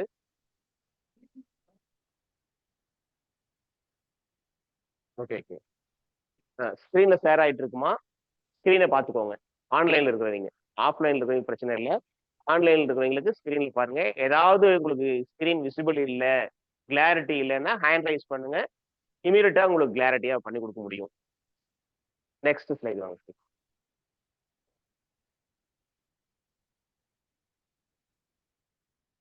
இன்னும் கொஞ்சம் மேல. ஓகே. இப்ப இது ஷார்ட், இது ஹோல். தெரியுதா உங்களுக்கு? விசிபிளா இருக்கா? தெளிவா தெரியுதா? ஆன்லைன்ல இருக்கிறவங்களுக்கு தெரியலன்னா ஹேண்ட் ரைஸ் பண்ணுங்க. தெளிவா பார்த்துக்கோங்க. Limit fit very very important topic. இது வந்து 2 கொஸ்டினோ 3 கொஸ்டினோ கன்ஃபார்மா வரும். அதனால நீங்க ஒவ்வொரு பக்கம் ஒவ்வொரு ஸ்டார்டிங்ல இருந்து கூர்ந்து கவனிச்சுக்கோங்க. Shaft hold. இந்த ஷாஃப்ட்ல பாத்தீங்கன்னா இதுதான் ஷாஃப்டோட சைஸ். இங்க 2 கோடு போட்டுருக்காங்க இல்லையா? இவ்வளவும் இருக்கலாம், இவ்வளவும் இருக்கலாம். அக்செப்டபிள் தான் இந்த ஷாஃப்ட்ல. இத வந்து கம்மியா இருக்கு இல்லையா? அதனால இத லோயர் லிமிட்னு சொல்றோம். அதிகமா இருக்கிறது அப்பர் லிமிட்னு சொல்றோம். புரியுதுங்களா? ஷாஃப்டோடைய கம்மியா இருக்க அளவு வந்து இந்த அளவு தான் வந்து லோயர் லிமிட். இந்த அளவு அப்பர் லிமிட். அப்பர் லிமிட்டுக்கும் லோயர் லிமிட்டுக்கும் இருக்கிற டிஃபரன்ஸ் தான் வந்து டாலரன்ஸ். டாலரன்ஸ் என்னன்னு தெரியுதா? அப்ப நம்ம கொடுக்கக்கூடிய அதிகபட்ச அளவுக்கும் குறைஞ்சபட்ச அளவுக்கும் இருக்கிற வித்தியாசம் தான் வந்து டாலரன்ஸ். இது ஷார்ட்ல மட்டும். அதே சேம் தான் ஹோல்டு. நம்ம லிமிட் ஃபிட்டுக்கு போறதுக்கு சாரி லிமிட்டுக்கு முடிக்கிறதுக்கு முன்னாடி இன்னொரு விஷயம் தெரிஞ்சுக்கணும். ஃபிட்னா என்ன? 2 இணையக்கூடிய பார்ட்டுகளை வந்து இணைக்கக்கூடிய விஷயம் தான் ஃபிட். அது அது இணைக்கிறதுக்கு நிறைய டைப் இருக்கு. ஃபிட்டுக்கு போகும்போது நம்ம அதை பத்தி டீப்பா பார்ப்போம். ஓகேங்க. இப்போ நீங்க தெரிஞ்சுக்க வேண்டிய விஷயம் அப்பர் லிமிட்னா என்ன, லோயர் லிமிட்னா என்ன, டாலரன்ஸ்னா என்ன, இந்த 3 விஷயமும் தெளிவாயிட்டீங்களா? அப்பர் லிமிட்னா என்னங்கிறது தெரியுது. இது அப்பர் லிமிட், இது லோயர் லிமிட். இது ரெண்டுக்கும் உள்ள வித்தியாசம் தான் டாலரன்ஸ். இது ஷார்ட்டுக்கும் அதே தான், ஹோல்டுக்கும் அதே தான். ஓகேங்களா? அடுத்த ஸ்லைடு வாங்க. இன்னும் கொஞ்சம் ஓகே. இதுல வந்து நாமினல் சைஸ், பேசிக் சைஸ், ஆக்சுவல் சைஸ் 3 சைஸ் இருக்கு. உங்களுக்கு ஐடியா இருக்கா? நாமினல் சைஸ் என்னன்னு தெரியுமா? நாமினல் சைஸ்னா டிராயிங்ல மென்ஷன் பண்ண அளவு. Correct, very good. டிராயிங்ல மென்ஷன் பண்ண அளவு தான் வந்து நாமினல் சைஸ். அடுத்தது பேசிக் சைஸ். நாமினல் சைஸும் பேசிக் சைஸும் ஆல்மோஸ்ட் ஒண்ணுதான். ஆல்மோஸ்ட் ஒண்ணுதான். என்ன விஷயம்னா நாமினல் சைஸ்ங்கிறது எக்ஸாக்ட் சைஸ், பேசிக் சைஸ்ங்கிறது அது கொடுக்கப்பட்ட லிமிட்டோட சேர்ந்த சைஸ். அந்த வரைமுறையோட இவ்வளவு வரைக்கும் இருக்கலாம்னு சேர்த்து லிமிட்டையும் சேர்த்து தராங்க இல்லையா? இதுதான் பேசிக் சைஸ். நார்மல் சைஸ் என்னன்னு தெரியுது உங்களுக்கு, பேசிக் சைஸ் என்னன்னு தெரியுது. ஆல்மோஸ்ட் 2 க்ளோஸ் தான், ஒன்னே தான். நாமினல் சைஸ்ங்கிறது எக்ஸாக்ட் சைஸ், பேசிக் சைஸ்ங்கிறது பாத்தீங்கன்னா கொடுக்கக்கூடிய லிமிட்டோட சேர்ந்த சைஸ். ஓகேங்களா? அடுத்தது ஆக்சுவல் சைஸ். ஆக்சுவல் சைஸ்னா என்ன? Very good. நம்ம ஜாப் செஞ்சு முடிச்சதுக்கு அப்புறம் ஜாப்ல இருக்கக்கூடிய ஒரிஜினல் அளவு தான் ஆக்சுவல் சைஸ். நம்ம செஞ்சதுக்கு அப்புறம் வரக்கூடிய அளவு ஆக்சுவல் சைஸ். இந்த பத்தின கொஸ்டின் வரதுக்கான வாய்ப்பு இருக்கு. நாமினல் சைஸ் என்னன்னு தெரிஞ்சுக்கோங்க, பேசிக் சைஸ் என்னன்னு தெரிஞ்சுக்கோங்க, ஆக்சுவல் சைஸ் என்னன்னு தெரிஞ்சுக்கோங்க. இந்த 3 விஷயம் வெரி வெரி இம்பார்ட்டன்ட். நெக்ஸ்ட் அதே இப்ப டாலரன்ஸ். டாலரன்ஸ்னா என்ன?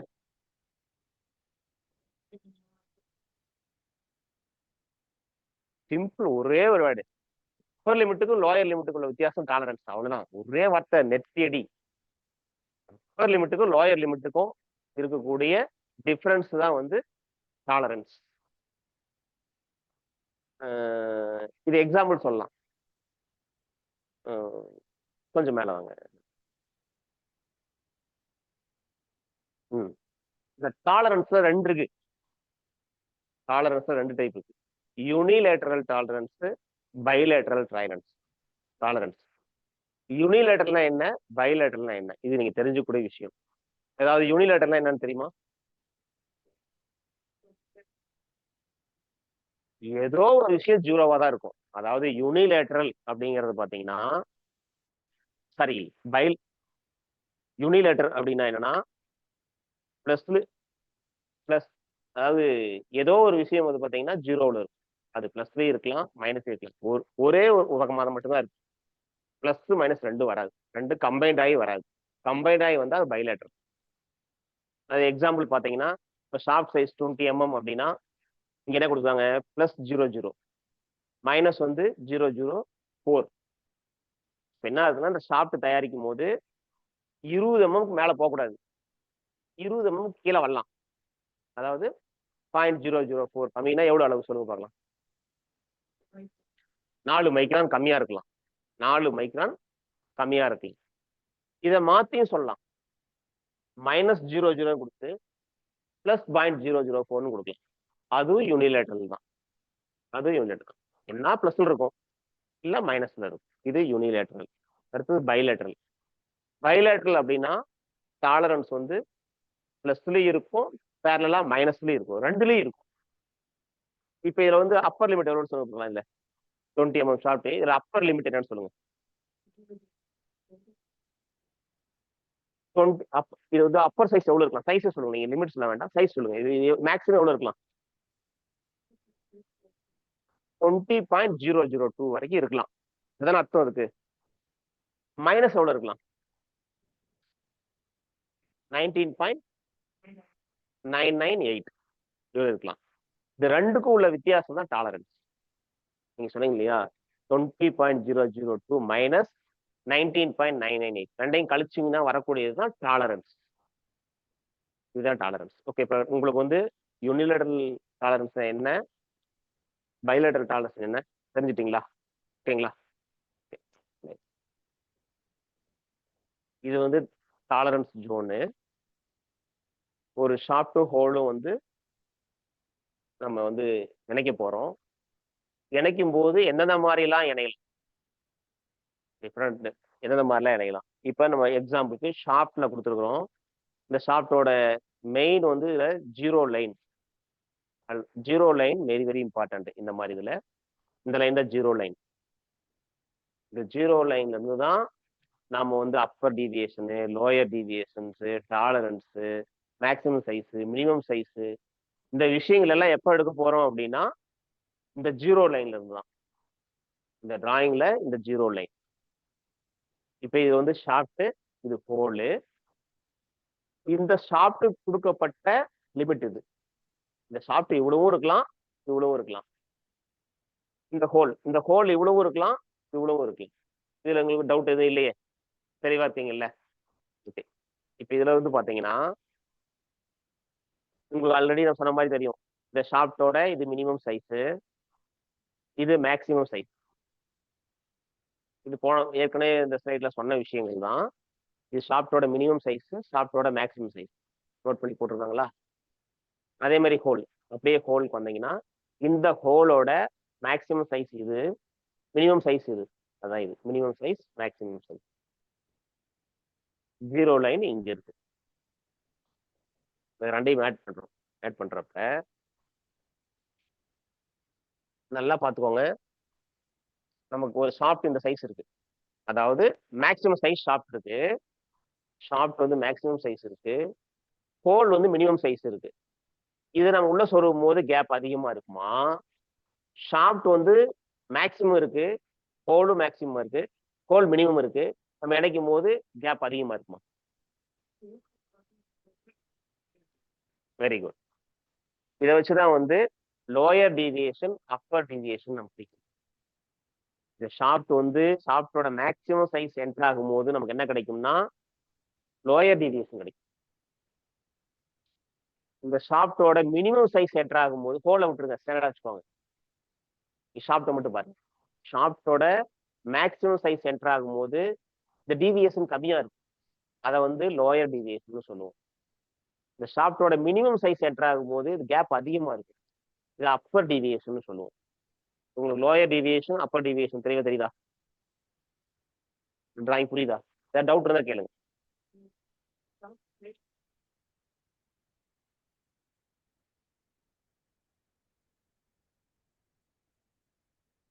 உங்களுக்கு அப்பர் டீவியேஷன் என்ன? Okay okay. Upper deviation, lower deviation, tolerance, upper limit, lower limit, இது எல்லாம் முடிஞ்சிச்சு. அடுத்த ஸ்லைடு.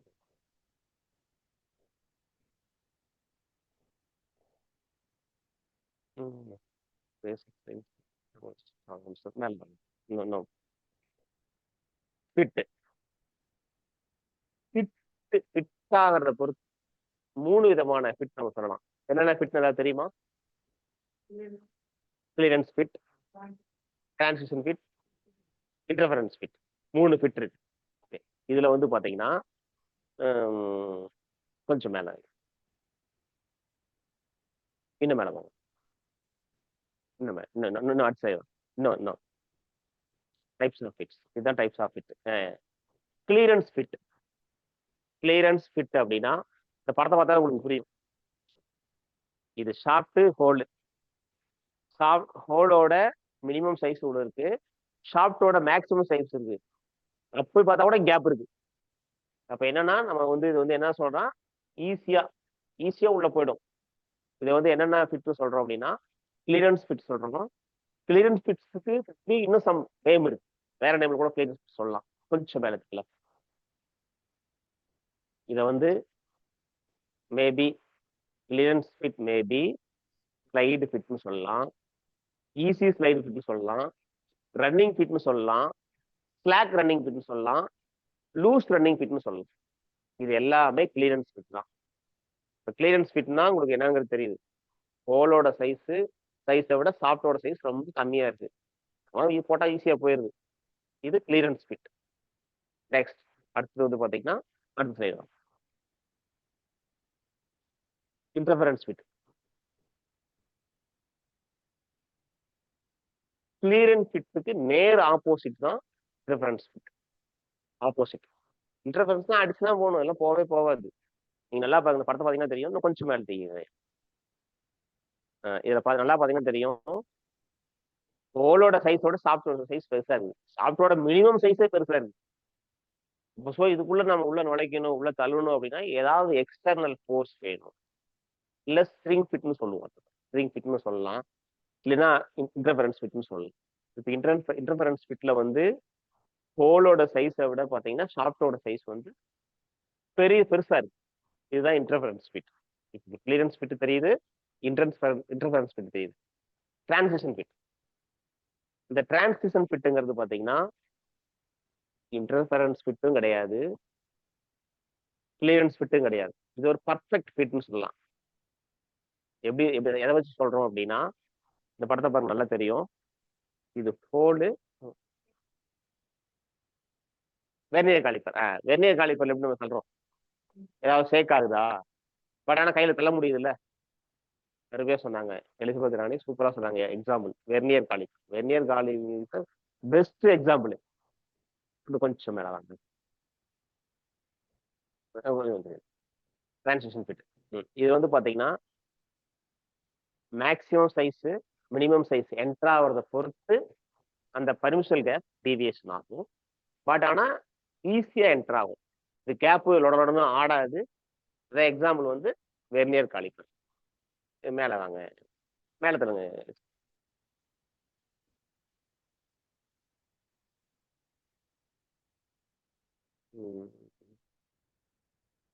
அடுத்தது வந்து பாத்தீங்கன்னா இந்த பேசிஸ் ஆஃப் லிமிட் சிஸ்டம் வந்து ரெண்டு சிஸ்டம் சொல்லலாம், whole basis system, short basis system. இதை பத்தி ஏதாவது ஐடியா இருக்கா? ஹோல் பேசிஸ் சிஸ்டம்னா என்ன, ஷார்ட் பேசிஸ் சிஸ்டம் ஏதாவது ஐடியா இருக்கா? இல்லை. ஹோல் பேசிஸ் சிஸ்டம் அப்படின்னா whole standard. Short basis system soft standard. அதுல எந்த டீவியேஷனும் கிடையாது, நோ காம்ப்ரமைஸ். ஹோல் பேசிஸ் சிஸ்டம்ல ஹோல் வந்து ஸ்டாண்டர்டா இருக்கு, ஷார்ட் பேசிஸ் சாஃப்ட் ஸ்டாண்டர்டா இருக்கு. நம்ம அந்த டீவியேஷன் எல்லாம் எதுல கொடுத்துக்கணும்னா ஹோல் பேசிஸ் சிஸ்டத்துல வந்து ஷார்ட்ல கொடுத்துக்கணும், ஷார்ட் பேசிஸ் சிஸ்டத்துல வந்து பாத்தீங்கன்னா ஹோல்ல கொடுத்துக்கணும். இதுதான் ஷார்ட் பேசிஸும் ஹோல் பேசிஸும். அதுக்கான ஸ்லைட் இன்னும் இல்ல இது கீழே வந்து இன்னும் ஓகே. இது நல்லா பாருங்க, இது ஹோல் பேசிஸ் சிஸ்டம். இந்த ஹோல் வந்து ஸ்டாண்டர்டா இருக்கு. சாஃப்ட் வந்து இப்படியே வரலாம், இப்படியே வரலாம், இப்படியே வரலாம். இப்படி வந்தா என்ன ஃபிட்டு, கிளியரன்ஸ் ஃபிட். இப்படி வந்தா டிரான்சிஷன் ஃபிட். இப்படி வந்ததுன்னா இன்டர்ஃபரன்ஸ் ஃபிட். இதுல என்னெல்லாம் பாத்துக்கோங்க, ஷாஃப்டோட சைஸ் மட்டும் தான் டிஃபர் ஆகுது, ஹோல் வந்து அப்படியே தான் இருக்கு. இது whole basis system. Next soft, இது வந்து ஷார்ட் பேசிஸ். சாஃப்ட் பேசிஸ் நல்லா பாருங்க, சாஃப்ட் ஸ்டாண்டர்டா இருக்கு, ஷாஃப்ட் வந்து ஸ்டாண்டர்டா அப்படியே இருக்கு. இந்த ஹோலோட சைஸ் மட்டும் மாறி மாறி இருக்கு. இதுல பாத்தீங்கன்னா இந்த நம்பர் 1 இது என்ன fit, clearance fit. Number 2 transition fit. Number 3 ஏன்னா ஷாஃப்ட் பெருசாகுது, ஹோல் சின்னதாகுது, அடிச்சதான் போகும். ஸோ இது வந்து இன்டர்ஃபரன்ஸ் ஃபிட். இப்போ ஹோல் பேசிஸ் சிஸ்டம் என்னன்னு தெரியுது, ஷார்ட் பேஸ் சிஸ்டம் என்ன தெரியுது. இது முக்கியமான கொஸ்டின். இது இதை பத்தி கண்டிப்பா கொஸ்டின் வரும். Hole basis system, shaft base system ஹெட்டிங்கே கொடுத்துருவான். இன் ஷார்ட் பேசிஸ் சிஸ்டம் அப்படின்னு சொல்லி நம்பர் கொடுத்து கொஸ்டின் கேட்கலாம். இன் ஹோல் பேசிஸ் சிஸ்டம்னா நீங்க ஹோல்ஸே ஷார்ட்லயும் ஹோல் பேசிஸ்னா ஹோல்ஸ்ல வந்து எந்த டிவியேஷனும் கிடையாது. நீங்க டிவியேஷன் கொடுக்கக்கூடியது ஷார்ட்ல தான் கொடுக்கணும் ஹோல் பேசிஸ்ல. அதே மாதிரி ஷார்ட் பேசிஸ்ல ஷார்ட் வந்து ஸ்டாண்டர்ட், நீங்க ஹோல்ல தான் டிவியேஷன் கொடுக்கணும். இதை பத்தின ஒரு கொஸ்டின் கன்ஃபார்மா வரும்.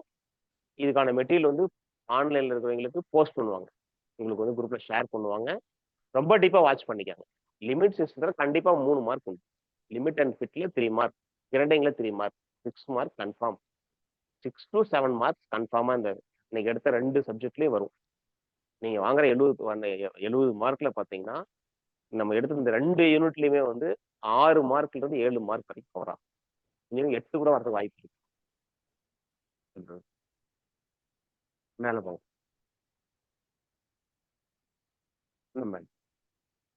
ஓகே. இப்ப பிஐஎஸ் சிஸ்டம்னு பார்த்துருப்பீங்க, பிஎஸ்எஸ் சிஸ்டம்னு பார்த்துருப்பீங்க. ஏதாவது ஐடியா இருக்கா? பிஐஎஸ் சிஸ்டம் என்ன? Bureau of Indian standard.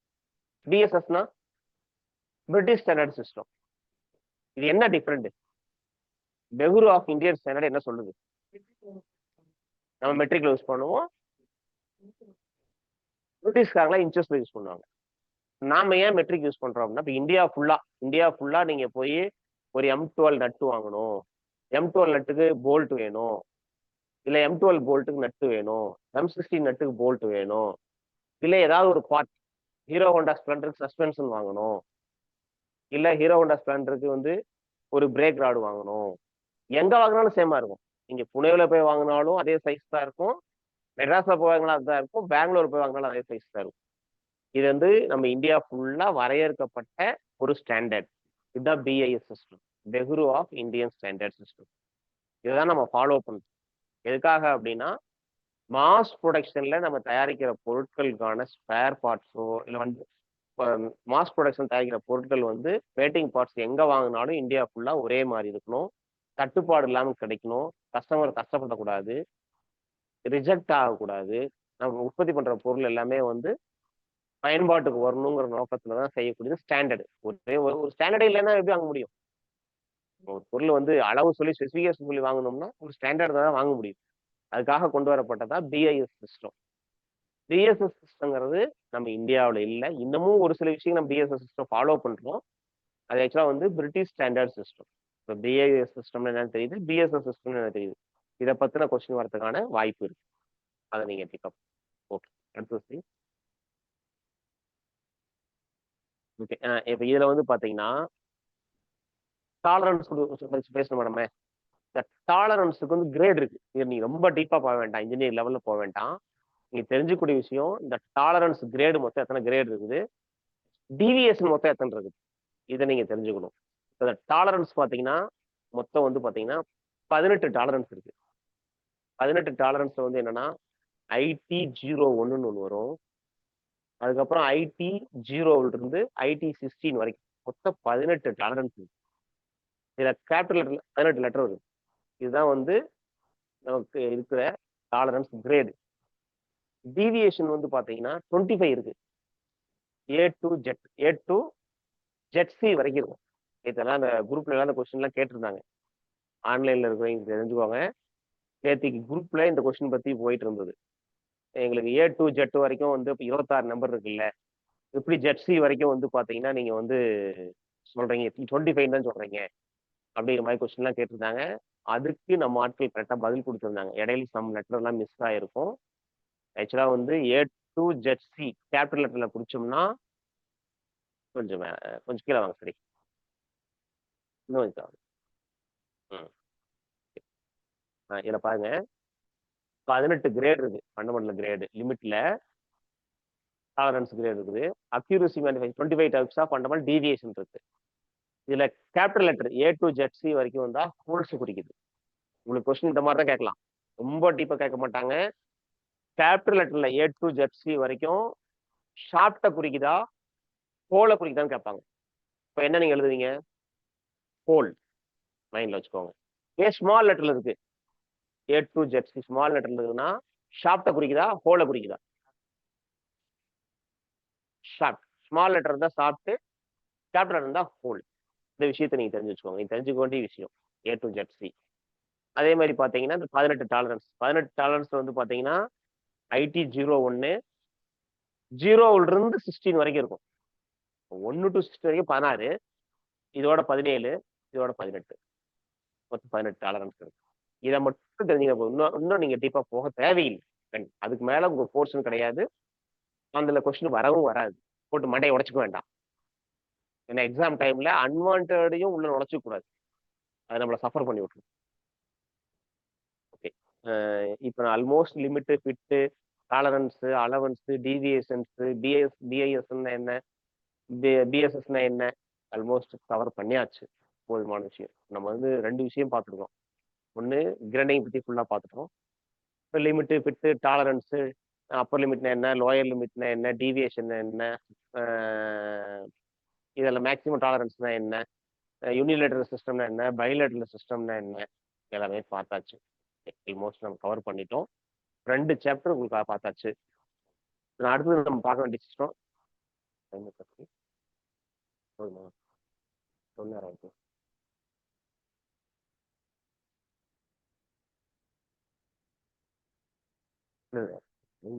சாப்பிடலாமா? இருக்கா சீக்கிரம் முடிச்சு.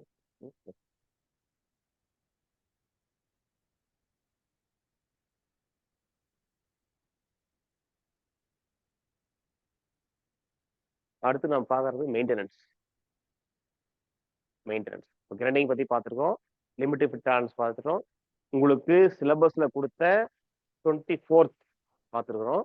25th பார்த்துட்டோம். அடுத்தது 26th. உங்களுக்கு சிலபஸ் ஓரியன்டா தான் கிளாஸ் எடுக்கும். நம்ம என்ன பண்ணாலும் எடுக்கல. இதுல தான் இப்போ கொஸ்டின்ஸ் வரும். நம்ம பிஎஸ்சியில் எதுல கேட்போம்னு சொல்லி ஒரு 31 டாபிக் கொடுத்துருக்காங்க. இந்த 31 டாபிக்ல தியரியில 70 மார்க் மொத்தம். தியரிக்கு மட்டும் 70 மார்க். இந்த 70 மார்க்ல வந்து நம்ம இன்னைக்கு என்னென்ன சாப்டர் பார்த்துருக்கோம்னா 24 வரக்கூடிய கிரைண்டிங் பார்த்துருக்கோம். 25ல வரக்கூடிய லிமிட் பார்த்துருக்கோம். அடுத்து 26 மெயின்டெனன்ஸ். மெயின்டெனன்ஸ்ங்கிறது ஒன்றும் இல்லை. அது எல்லாமே உங்களுக்கு தெரிஞ்ச விஷயம் தான். மெயின்டெனன்ஸ் ஏதாவது சொல்லுங்க பாக்கலாம்.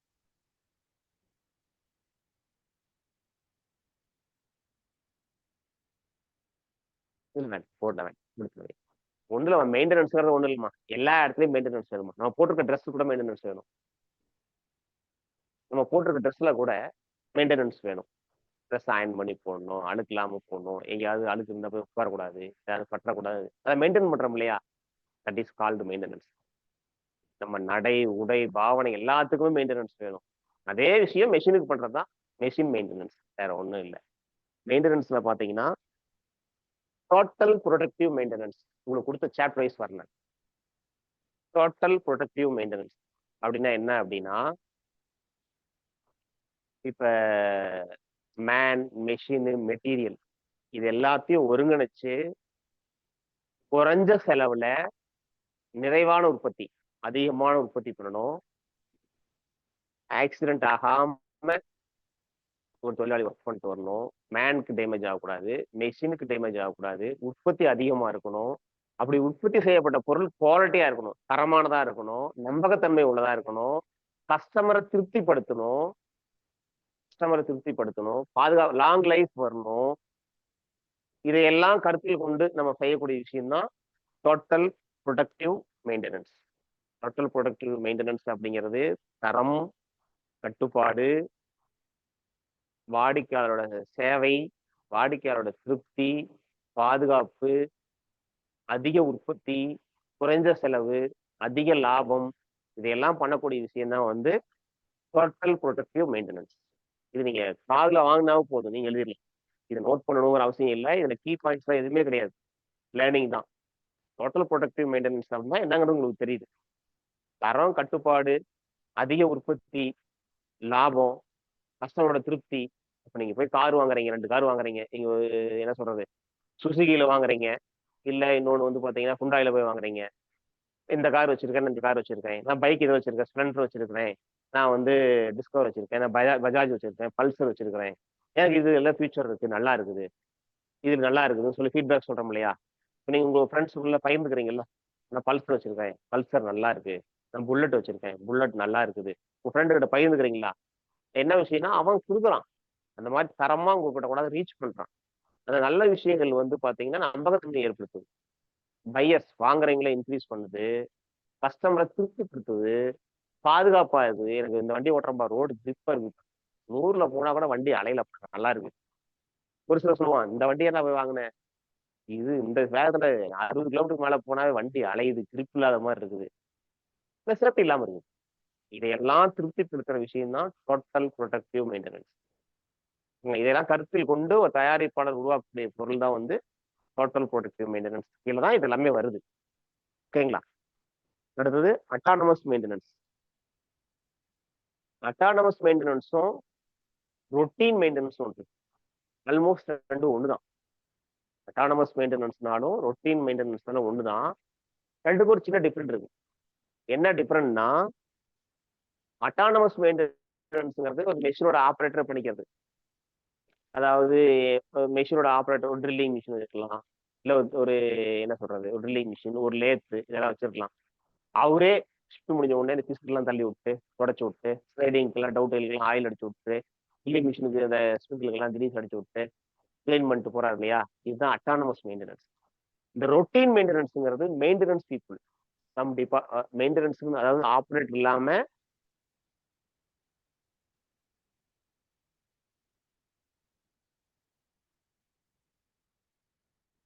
ஆப்ரேட்டர் இல்லாம மெயின்டெனன்ஸ் துறையிலிருந்து வந்து டெய்லி செக் பண்ணுவாங்க. மிஷின் ஓடிட்டு தான் இருக்கும், ஆப்ரேட்டர் ஓடிட்டு தான் இருப்பான், ஏர் ப்ரெஷர் கரெக்டா இருக்கா, ஆயில் லெவல் கரெக்டா இருக்கா, மிஷின் ஓடிட்டு இருக்கும், ஆப்ரேட்டர் டிஸ்டர்ப் பண்ண மாட்டாங்க, மிஷின் ரன்னிங்ல தான் இருக்கும். ரொட்டீன் மெயின்டெனன்ஸ் பார்ப்பாங்க. எல்லாமே ஏர் ஃபில்டர்லாம் அந்த என்ன சொல்றது, மிஷின் டஸ்ட் இல்லாமல் இருக்குதா, இல்லை அப்நார்மல் சவுண்ட் வராமல் இருக்குதா. ஏன்னா அப்நார்மல் சவுண்ட் வந்தா இந்த ரொட்டீன் மெயின்டெனன்ஸ் என்ன சொல்லுவாங்கன்னா, டே மிஷின் ஓட்டாத, ஏதோ சவுண்டு வித்தியாசமா கேட்குது, ஏதோ ஒரு பார்ட் வீக் ஆயிருக்கு, இதை நம்ம சரி பண்ணிக்கலாம். இதையெல்லாம் பண்ணக்கூடிய விஷயம், இப்போ லேர்ன் பண்ணக்கூடிய விஷயம் தான் வந்து ரொட்டீன் மெயின்டெனன்ஸ். ஸோ ரொட்டீன் மெயின்டெனன்ஸும் அட்டானமஸ் மெயின்டெனன்ஸும் ஆல்மோஸ்ட் ஒன்று தான். அட்டானமஸ் மெயின்டெனன்ஸ்ங்கிறது ஆப்ரேட்டரே பண்ணிக்குவான், ரொட்டீன் மெயின்டெனன்ஸ்ங்கிறது மெயின்டெனன்ஸ் இருந்து பண்ணிக்குவான். மிஷின் ரன்னிங்ல தான் இருக்கு, நிறுத்தவெல்லாம் மாட்டாங்க. டெய்லி காலையில போய் ஆயில் லெவல் கரெக்டாக இருக்குதா, ஏர் ப்ரெஷர் கரெக்டாக இருக்குதா, இதெல்லாம் பண்ணக்கூடிய விஷயம் தான் வந்து ரொட்டீன் மெயின்டெனன்ஸ். அடுத்தது பார்த்தீங்கன்னா மெயின்டெனன்ஸ் ஷெட்யூல். மெயின்டெனன்ஸ் ஷெட்யூல் அப்படிங்கிறது உங்களுக்கு இப்பெல்லாம் மெசேஜ் வரும். இப்போ எலக்ட்ரிக்கல்ல இந்த பகுதியில் வந்து பெல் பகுதியில், சிப்காட் பகுதியில் இங்கெல்லாம் வந்து இந்த இந்த டேட்ல வந்து ஷடோனு, மின் தடை அப்படிங்கிற மெசேஜ் 2 நாளைக்கு முன்னே வந்துடும். இல்லை முன்னாடியே ஒரு ஷெட்யூல் போட்டு வாட்ஸ்அப்ல எல்லாம் வரும், இன்னைக்கு கரண்ட் இருக்காது. முன்னையெல்லாம் கரண்ட் தெரியாது, ஏன் கரண்ட் போச்சுன்னு தெரியாது நமக்கு. இப்போ எல்லாம் அட்வான்ஸ் ஆயிடுச்சு, அவன் ஷெட்யூல் போட்டு அனுப்புறான், நமக்கே தெரியுது, ஓ இன்னைக்கு ஷடோன்ப்பா, இன்னைக்கு 5 மணி வரைக்கும் கரண்ட் இருக்காது, 1 மணிக்கு ஆஃப் பண்ணிடுவாங்க. இப்போ என்னன்னா ஷெட்யூல் போடுறாங்க. அது மாதிரி இது எடுத்துக்காட்டுக்கு சொல்ற ஒரு விஷயம், இந்த ஷெட்யூலுங்கிறது இதே தான் இண்டஸ்ட்ரியில் இருக்கிற எல்லா மிஷின்ஸும் நம்ம ஒரு ஷெட்யூல் மாதிரி ஃபாலோ பண்ணி இந்த டேட்ல, அதாவது என்ன சொல்றது, கார் கம்பெனில இருந்து நீங்க கார் வச்சிருக்கீங்க, பைக் வச்சிருக்கீங்கன்னா சர்வீஸ்க்கு அவங்களே ஃபோன் பண்ணுவாங்க. நீங்க புது பைக் வாங்கியிருக்கிறீங்க, இல்ல புது கார் வாங்கியிருக்கிறீங்க, இப்போ என்ன பண்ணுவாங்கன்னா அங்க ஷோரூம் உங்களுக்கு கால் பண்ணுவாங்க, சார் உங்களுக்கு டேட் ஆயிடுச்சு, இந்த டேட் வந்துருச்சு, நீங்க வந்து ஆயில் ஃபில்டர் மாத்தணும், உங்களுக்கு ஃப்ரீ சர்வீஸ் இந்த டேட்ல முடியுது, நீங்க சர்வீஸ் பண்ணணும், யாராவது சொல்றாங்க. அவங்க ஒரு ஷெட்யூல் போட்டு ரெக்கார்டு மெயின்டைன் பண்ணும், இந்த டேட்ல நீ ஆயில மாத்திடணும், என்ஜின் ஆயில மாத்திடணும், இல்ல கியர் பாக்ஸ் ஆயில மாத்திடணும், ஆயில் ஃபில்டர்ல மாத்திடணும். இதுதான் வந்து ஷெட்யூல் மெயின்டெனன்ஸ். முன்கூட்டியே பிளான் பண்ணி ஷெட்யூல் போட்டு பண்ற விஷயம் தான் ஷெட்யூல் மெயின்டெனன்ஸ். அடுத்தது பாத்தீங்கன்னா retrieval of data from machine manuals. நீங்க ஒரு வாஷிங் மிஷின் வாங்குறீங்க, இல்ல ஒரு டைலரிங் மிஷின் வாங்குறீங்க, இல்ல ஒரு ஃப்ரிட்ஜ் வாங்குறீங்க, ஒரு ஏசி வாங்குறீங்க, கூடவே சம் பேப்பர்ல வரும், பார்த்துருக்கீங்களா? பேக்கிங் பிரிக்கும் போது அது என்ன பேப்பர்? அது ஆபரேட்டர்ஸ் மேனுவல் எழுதிருக்கு. யூசர்ஸ் கைடு, யூசர்ஸ் மேனுவல் கொடுத்தாங்க. அதுல வந்து எப்படி யூஸ் பண்ணுங்கிற விஷயமும் இருக்கும், அதையும் மீறி இன்னொரு விஷயம் இருக்கும், டைமென்ஷன்லாம் இருக்கும். வாஷிங் மிஷின்ல என்ன பெல்ட் போட்டிருக்கிறேன், என்ன பேரிங் போட்டிருக்கிறேன், இந்த ஏசியில என்ன வோல்ட் சுவிட்ச் வச்சிருக்கிறேன், என்ன கோர் ஒயர் போட்டிருக்கிறேன், இதுல இந்த மிஷின்ல என்ன பேரிங் போட்டிருக்கிறேன், என்ன நம்பர் பேரிங், எத்தனை பேரிங், இந்த விஷயம் எல்லாமே மேனுவல். இந்த மேனுவல் வச்சு நம்ம ஈஸியா பராமரிப்பு பண்ணிக்கலாம். ஒரு ரிப்பேர் ஆகுது, ஃபால்ட் ஆகுது அப்படின்னா நம்ம சரி பண்ணிக்க முடியும். அதுக்காக கொடுக்கப்படுறதுதான் மேனுவல். மேனுவல் என்னன்னு தெரியுதுங்களா? அடுத்தது பாத்தீங்கன்னா மேனுவலுக்கு அப்புறம் ப்ரிவென்டிவ் மெயின்டெனன்ஸ். இது வெரி வெரி இம்பார்ட்டன்ட். ப்ரிவென்டிவ் மெயின்டெனன்ஸ்னா என்ன?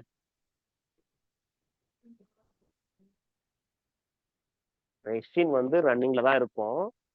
அது எவ்வளவு நாளைக்கு ஓடும்?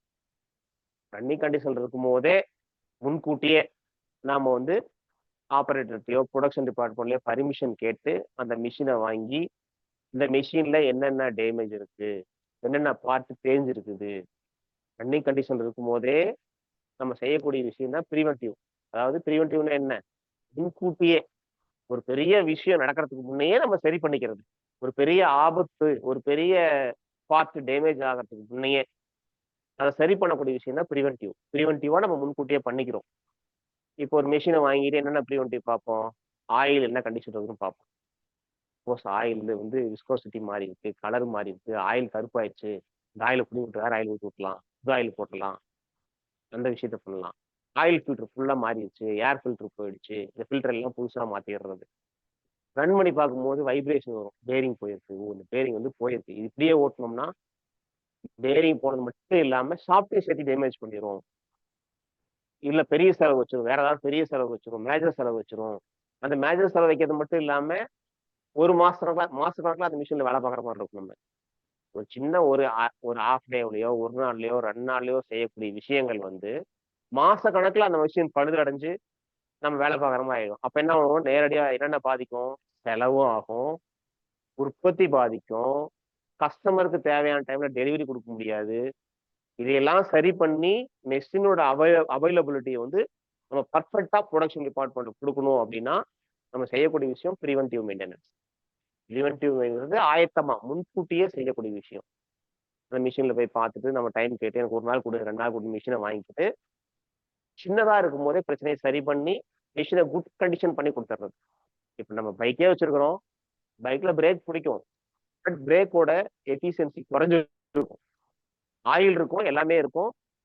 நம்ம ஆயில வந்து இந்த டைம் ஆயிடுச்சு சேஞ்ச் பண்ணணும், ஏன்னா இதுக்கு மேல ஓட்டினா என்ஜின் சீஸ் ஆயிடும், இல்ல ஆயில் லெவல் குறைஞ்சிருக்கும். இதையெல்லாம் சரி பண்ணக்கூடிய விஷயங்கள்ல வந்து ப்ரிவென்டிவ் மெயின்டெனன்ஸ். உங்களுக்கு தெளிவா தெரிஞ்சுக்கணும் ப்ரிவென்டிவ் மெயின்டெனன்ஸ் அப்படின்னா என்னங்க தெரிஞ்சிருக்கும்.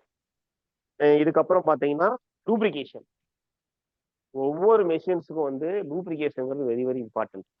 லூப்ரிகேஷன் இல்லாம நம்ம உடம்புல எப்படி பிளட்டோ அது மாதிரி மெஷினுக்கு ஆயில் இல்லாம எந்த மிஷினுமே ஓடாது. லூப்ரிகேஷன்ங்கிறது ஃப்ரிக்ஷனு, ஹீட்டு, வைப்ரேஷன் இவ்வளவு விஷயங்கள் குறைக்கூடிய விஷயம். என்ஜின்ல ஆயில் இல்லாம ஓட்ட முடியும் பைக்கை? என்ன ஆகும்? என்ஜின் சீஸ் ஆயிரும். அதனால என்ஜினுக்கு எவ்வளவு ஆயில் முக்கியங்கிறது தெரியுமா? தெரியுதுல்ல உங்களுக்கு?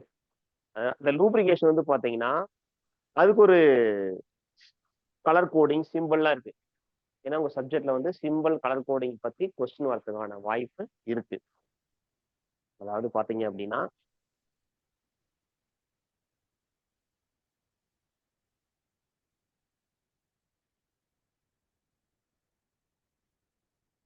சிம்பிள் லாஸ்டா ஒன்னே ஒன்று முடிச்சுக்கலாம்.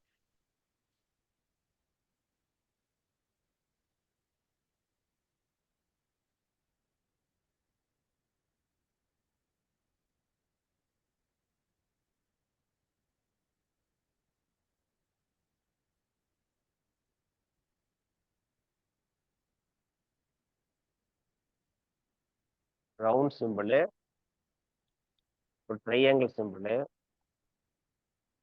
ஒரு ஸ்கொயர் சிம்பிள், ஒரு ஹெக்ஸகன் சிம்பிள். இந்த ரவுண்ட் சிம்பிள் வந்து டெய்லி,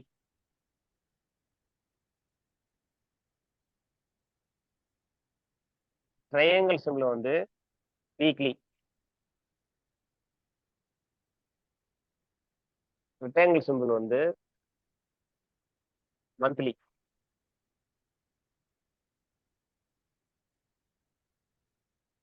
இது வந்து பாத்தீங்கன்னா நம்ம ஸ்பெசிஃபைடு, நம்ம ஒரு ஷெட்யூல் போட்டு பண்ணக்கூடிய விஷயங்கள்.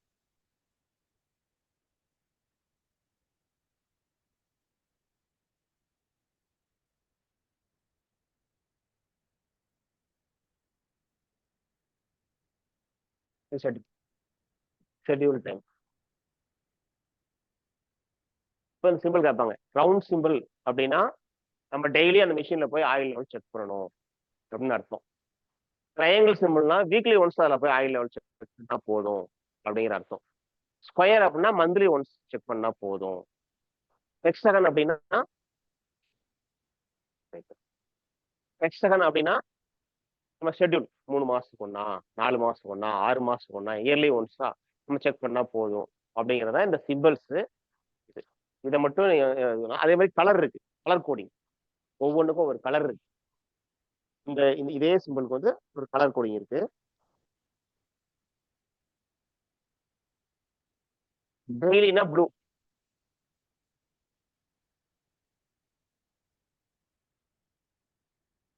வீக்லினா கிரீன்,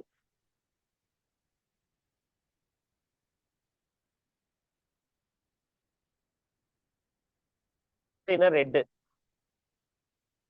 ஷெட்யூல் டைம் அப்படின்னா பர்பிள்.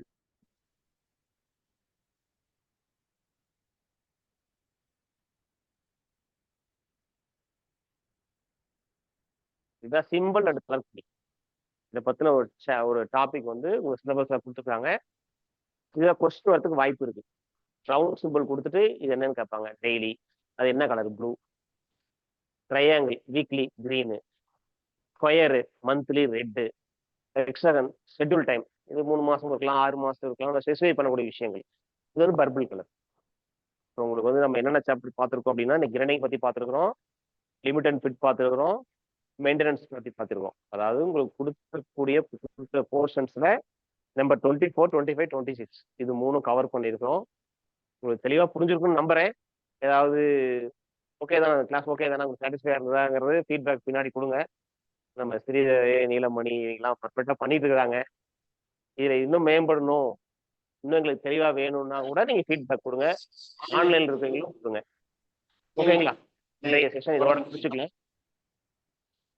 நண்பர்களே, ஒரு சிறப்பான ஒரு வகுப்பை மோனசுந்தரம் எடுத்திருக்காரு. அவருக்கு முதல்ல அவர் நன்றி தெரிவிச்சுக்கிறோம். நல்ல ஒரு சிறப்பான விளக்கங்கள் கொடுத்துருக்காரு. இதை ஒட்டி உங்களுக்கு சந்தேகங்கள் ஏதாவது இருந்தா நீங்க வழக்கம் போல ஹேண்ட் ரைஸ் பண்ணுங்க, நம்ம கேட்டுக்கலாம்.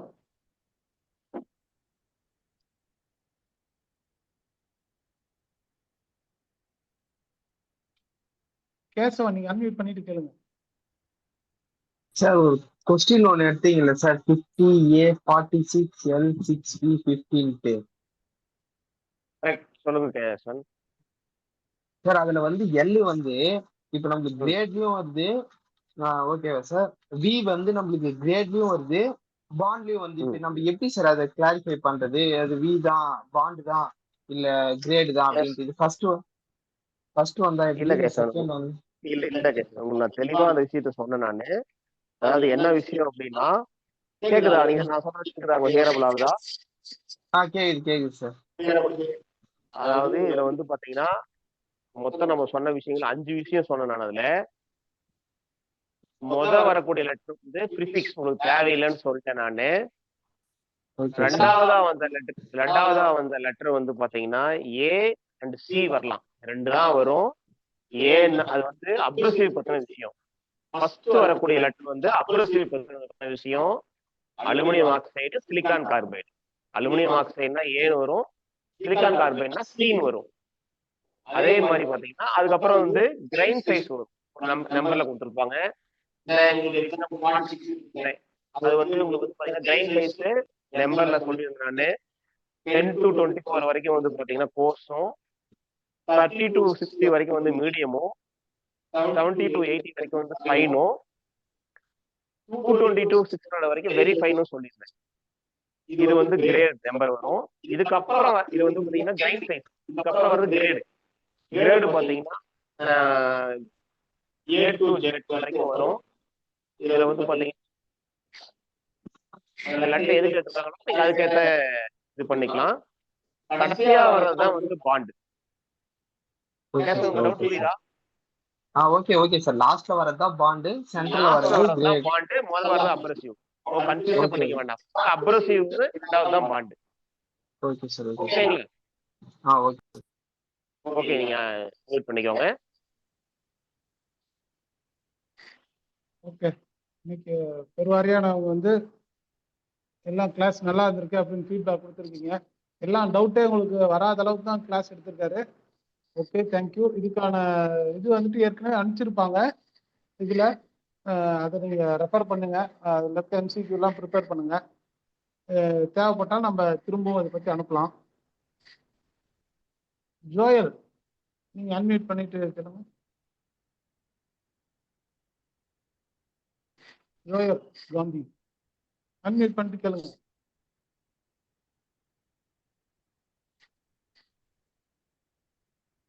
சார் வணக்கம் சார். ஆக்சுவலி நான் வெல்டர் சைடு இருந்தாலே ஒரு கொஸ்டின் டவுட் சார். நீங்க அந்த சொல்லுங்க சார். கிரைண்டிங் மில் வந்து பேலன்சிங்காக நெட் அடர்த்தியான உலோகம் யூஸ் பண்றாங்கன்னு சொன்னீங்களா சார்? ஆமா, அதுக்கு ஏதாவது ரேஷியோ ஏதாவது இருக்குங்களா சார்? இவ்வளோ Ratio கிராம் ஒண்ணும் இல்லை இல்லை. இவ்வளோ? இல்ல அதெல்லாம் ஒண்ணுமே கிடையாது. ஸ்டாண்டர்டா நம்ம ஒரு வீல் வாங்குறோம்னா அந்த வீல் கூடவே வந்து லெட்டும் சேர்ந்து தான் வரும். இந்த வீல் பேலன்ஸிங்கிறது பாத்தீங்கன்னா நம்ம தெரிஞ்சுக்கூடிய விஷயம் தான். நம்ம ஒவ்வொரு வீல் வாங்கிட்டு பேலன்ஸ் எல்லாம் பண்ணி பார்த்துட்டு இருக்க முடியாது. வீல் பேலன்சிங் எப்படி பண்றாங்க அப்படிங்கிற கான்செப்ட் நீங்க தெரிஞ்சுக்கணும். அதாவது பாத்தீங்கன்னா ஒரு வீலோட இன்சைட்ல பாத்தீங்கன்னா அந்த புஷ் வந்து லெட்ல வரும். அத வந்து இன்ஸ்ட்ருமெண்ட்ல நம்ம ஃபிக்ஸ் பண்ணிட்டு ஒரு ஹடிசான்ல இருக்கக்கூடிய பேரலா ஈக்குவல் ஹைட்ல இருக்கிற டெஸ்ட் மேண்டில வச்சு வீலை சுத்தி விடும்போது வீல் வந்து எல்லா பக்கமும் போய் நிக்கணும். மாறி மாறி நிக்கணும். ஒரே இடத்துல நிக்குதுன்னா வீல் அந்த இடத்துல வெயிட்டா இருக்குது. ஸோ இது அன்பேலன்ஸ் ஆயிடும். அப்படிங்கறதுனால என்ன பண்றோம்னா அந்த இடத்துல இருக்கக்கூடிய லெட்டை நீக்கிட்டு மெட்டல் ரிமூவ் பண்ணிட்டு வெயிட்டை பேலன்ஸ் பண்றோம். இவ்வளவுதான் விஷயம். நீங்க ரொம்ப டீப்பா உள்ளார்ந்து போக தேவையில்லை. ஓகேங்களா? Okay, thank you. இன்னைக்கு கிளாஸ் வந்து யூஸ்ஃபுல்லாக இருந்திருக்கும். நாளைக்கு வந்துட்டு நாளைக்கும் ஃபிட்டர் தியரி தான். இன்னும் நமக்கு ஃபிட்டரில் வந்துட்டு ஒரு 2 சாப்டர் தான் கவர் பண்ண வேண்டியிருக்கும். மற்றபடி அலைட் ட்ரேடு அதுவும் நேற்று வந்துட்டு கொஞ்சம் கவர் பண்ணியிருக்காங்க வெல்டர் எடுக்கும்போது. ஃபிட்டருக்கானது வந்து நாளைக்கு கண்டினியூ பண்ணுவோம். இந்த நிகழ்ச்சியில் வந்து சிறப்பாக வகுப்படுத்த மோன சுந்தரம் சாருக்கும் பங்கெடுத்த அனைவருக்கும் வாழ்த்துக்களை தெரிவிச்சுக்கிறோம். Okay, thank you for all. இன்னைக்கு கிளாஸ் இதோட வைண்ட் அப் பண்ணிக்கலாம்.